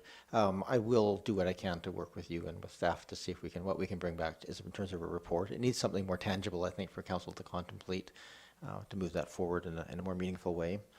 So the motion right now is to refer the matter of a financial committee to a future committee of the whole targeting the December committee of the whole. Any other discussion on this? I don't see any, so I'll call the question. All those in favor? Any opposed? None opposed? We'll make that work. And then, unfortunately, slightly more complicated is the Park, Rec and Culture and the Public Art Advisory Committee. And I'm thinking here, given the lack of urgency on this one, maybe we just refer this one to a future committee of the whole as well, as we can kind of tease out some of the questions that were here. But before we do that, and I see someone reaching to make a motion, actually we can make a motion if that's, go ahead, Councillor Braithwaite. I will make a motion to defer the discussion around the Public Arts Advisory Committee to a future committee of the whole meeting. Second. Moved and seconded. Ms. Williams, I believe that the terminology we're seeking is refer, is that correct? Thank you, Your Worship. It's defer because you're deferring it back to yourself for discussion. Okay. If you were sending it to another body, then it would be refer. So Councillor Braithwaite wins that one. Well done, Councillor Braithwaite. Okay, thank you. Can I have people wishing to speak, but just, is there anything you wish to add to that? Okay, Councillor Patterson? For public arts, no, but I really would have liked to have had discussion on appointment of a parks committee. If I may, we have a few minutes here. Is there anything well, we don't, we have one more item we have to get to as well, but Councillor Patterson, is there anything you wish to just flag so that when it comes back, we make sure it's included in any staff report and or just for councils for consideration? Well, yes, thank you, Mayor. And I think that I think that establishing a parks committee is very important. And the discussions it seems so long ago now, but when we Councillor Braithwaite and I referred this, it was really to get a community lens on the parks, the equipment in the parks, our trails, and our green spaces, which really do need a lot of work. And some of the thoughts around that was that the people that we spoke with also had experience and knowledge of obtaining grants. So I see this as a really important committee to get back up and running. So I'd like to see that we move forward with this as soon as we possibly can. Councillor Braithwaite? Thank you, and I would totally agree with you, Councillor Patterson. My hope would be that staff understands how important this is and that they would bring it back, even though we said to a future committee of the whole. I don't want it to be February, March. I'd like it to be in January. So. Thank you. But I don't want to give a specific date. Well, I think in fairness, the timeline in there was to bring it back in Q1 if we gave direction. So we'll try and get back to that giving direction phase quickly, and then that'll give staff time to bring back. Go ahead, Councillor Patterson. Yes, Mayor, and just as a follow-up, I had really hoped to see a Parks Committee be recruited with this recruitment process. Thank you, Councillor Patterson. Councillor Green? Yes, I just wanted to reiterate the comments by Councillors Braithwaite and Patterson. I think we've really, in some ways, suffered not having a Parks and Rec committee involved in some of these external issues that we've had to deal with. I'm thinking of pickleball and others. And the fact that, losing that community voice, I think we've, really missed that. So I agree with both of them, and I hope to see this come back to us as soon as possible. Thank you. Thank you. Is there any other sort of direction of people's anticipations of what would be included in a Parks Rec committee? Go ahead, Councillor Appleton. Thank you, Your Worship. I'm just wondering the extent to which I found some of the comments around when we're considering structure, and I also support the creation of a Parks and Rec committee. I found some of the comments around the structure of the Public Art Advisory Committee and potentially having that sit at more of an arm's length and potentially sit as a different.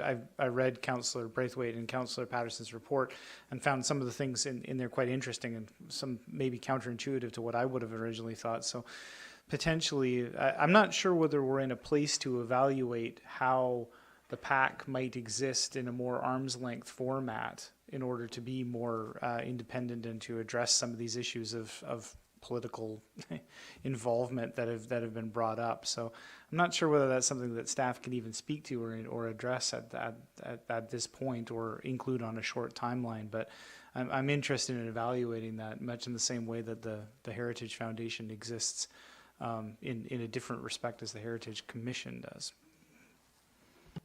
Okay, thank you. I think those are really important questions that we have to spend some time in delving into. So I appreciate you flagging that one, because I think to me that's a really critical question as to how we manage that, to give that group the freedom to innovate within a framework of expectations given by the community. So thank you for that. So the motion right now is to defer this to a future committee of the whole. Any other discussion? All those in favor?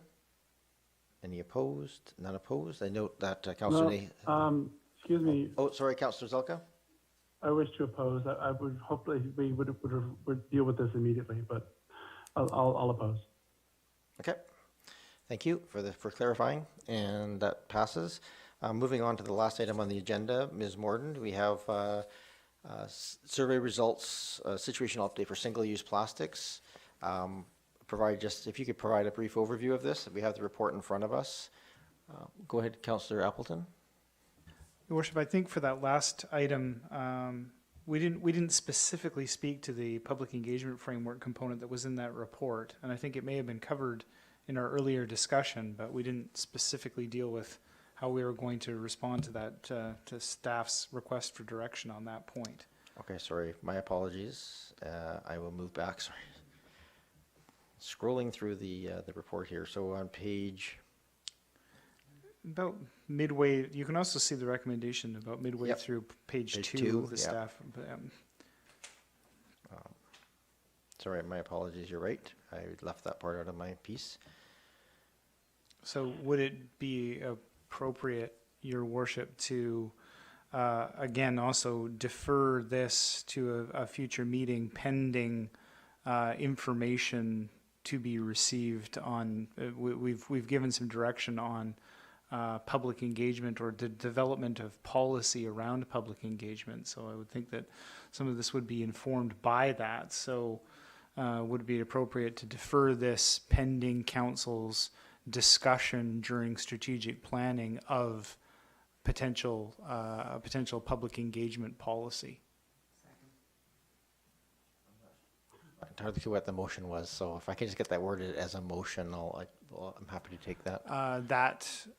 The recommendation in the staff report with respect to a community engagement advisory committee be deferred to a future committee of the whole meeting to be considered after the 2021 strategic planning session, where a potential public engagement policy may be discussed. Moved and seconded. Okay, I think that's clear. And you want to just talk to it? Potentially not as clear as it could have been, Your Worship, and I apologize. No, I think the first part was clear. I just think the last part, it actually did help clarify what the intent was. So I do appreciate the whole of it. So go ahead. Well, again, I think I've covered it, Your Worship, but again, we've raised some important points here earlier about sort of the strategic, conceptual idea of public engagement and what may flow out of that. So I would say that flowing out of that discussion about policy around public engagement, and any number of different structures of committees or public task force, different ways of engaging the public could flow out of that. So this seems to present one potential option, which could be one of several options that could be evidenced through that policy development conversation. Okay, so the motion is to defer this discussion. And Councillor Zelke, you had your hand up? Thank you, Chair. I'll be voting against the motion. I very much appreciate that earlier on in this meeting, our CAO presented essentially the completion of the 56 recommendations from the 2018 Mayor's Task Force with the implementation of what we've essentially received as a staff is going to has the marching orders and they're operationalizing it. And I appreciate that. So I'll vote against this, and hopefully it fails, because I wanted to move that we refer the consultant-led public engagement framework to the strategic planning and budgeting, so that we could potentially come up with a process to review the next steps in a more expedited way. Thank you. Okay. Any other discussion on this matter? I think we're probably, my take of this is we're splitting hairs a little bit. We're going to have a discussion of public engagement at the strategic planning, and this refers it to a future committee of the whole if that outcome is not satisfactory. So I think I'm fairly comfortable with that approach, but I take your point, Councillor Zelka, on what you're saying on that one. Did you wish to add anything else? Yes, a question. What is the thing we'll be discussing at strategic planning with respect to public engagement? I wasn't aware that there was anything already approved for strategic planning relating to that.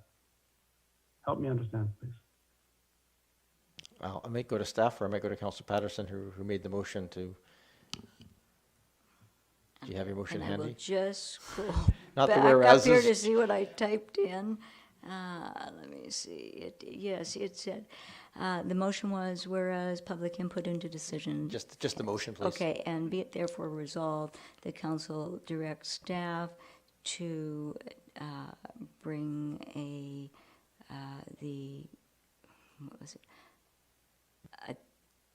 district public engagement policy to strategic planning. Thank you, Councillor. To refer the district public engagement policy to strategic planning. Thank you. Councillor Zelka? So this is what's being assumed will be at the strategic planning in terms of what's going forward, assuming, well, I guess anyone can propose anything for us to talk about at strategic planning without even a notice of motion. But that's specifically regarding one aspect having to do with a policy only, or an administrative policy only. I was hoping to look at next steps, which would be more than just that, but it could include it. So that's why I wanted to and we know staff is very busy, which is why providing some potential money for a consultant, I think, would potentially facilitate a process here. That's why I was going to move that. But thank you. Okay, I'll be voting against the motion as currently laid out. Thank you. So the motion to defer is on the table. Seeing no other hands, I'll call the question. All those in favor? Any opposed? Councillor Zelka opposed. I'm going to have to adjourn the meeting at this point. So do we need a motion just to refer the last item to a future committee of the whole? Does it happen automatically, Ms. Williams? My apologies, Your Worship. I don't recall if we have a standard policy in our procedure bylaw to move those along, so a motion would be helpful. I'll move to refer item 8. Oh, go ahead. Item 8.1 to a future committee of the whole meeting. Moved and seconded. Any other discussion? Seeing none, all those in favor? Opposed, not opposed, and then just need a motion to adjourn. I'll say happy birthday, Mayor Murdoch. What a way to spend your birthday, and motion to adjourn. Moved and seconded. Any other discussion? No, all those in favor? Any opposed, not opposed? Thank you very much. Thank you, Councillor Braithwaite. And thank you all of you watching. This is our long meetings, and appreciate your attention. And we will see you all here tomorrow night. I believe we have another meeting. Thank you all. Have a good evening.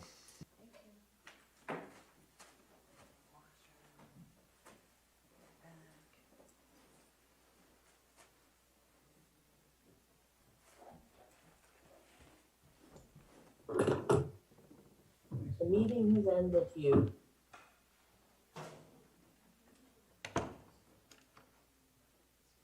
Recording stopped.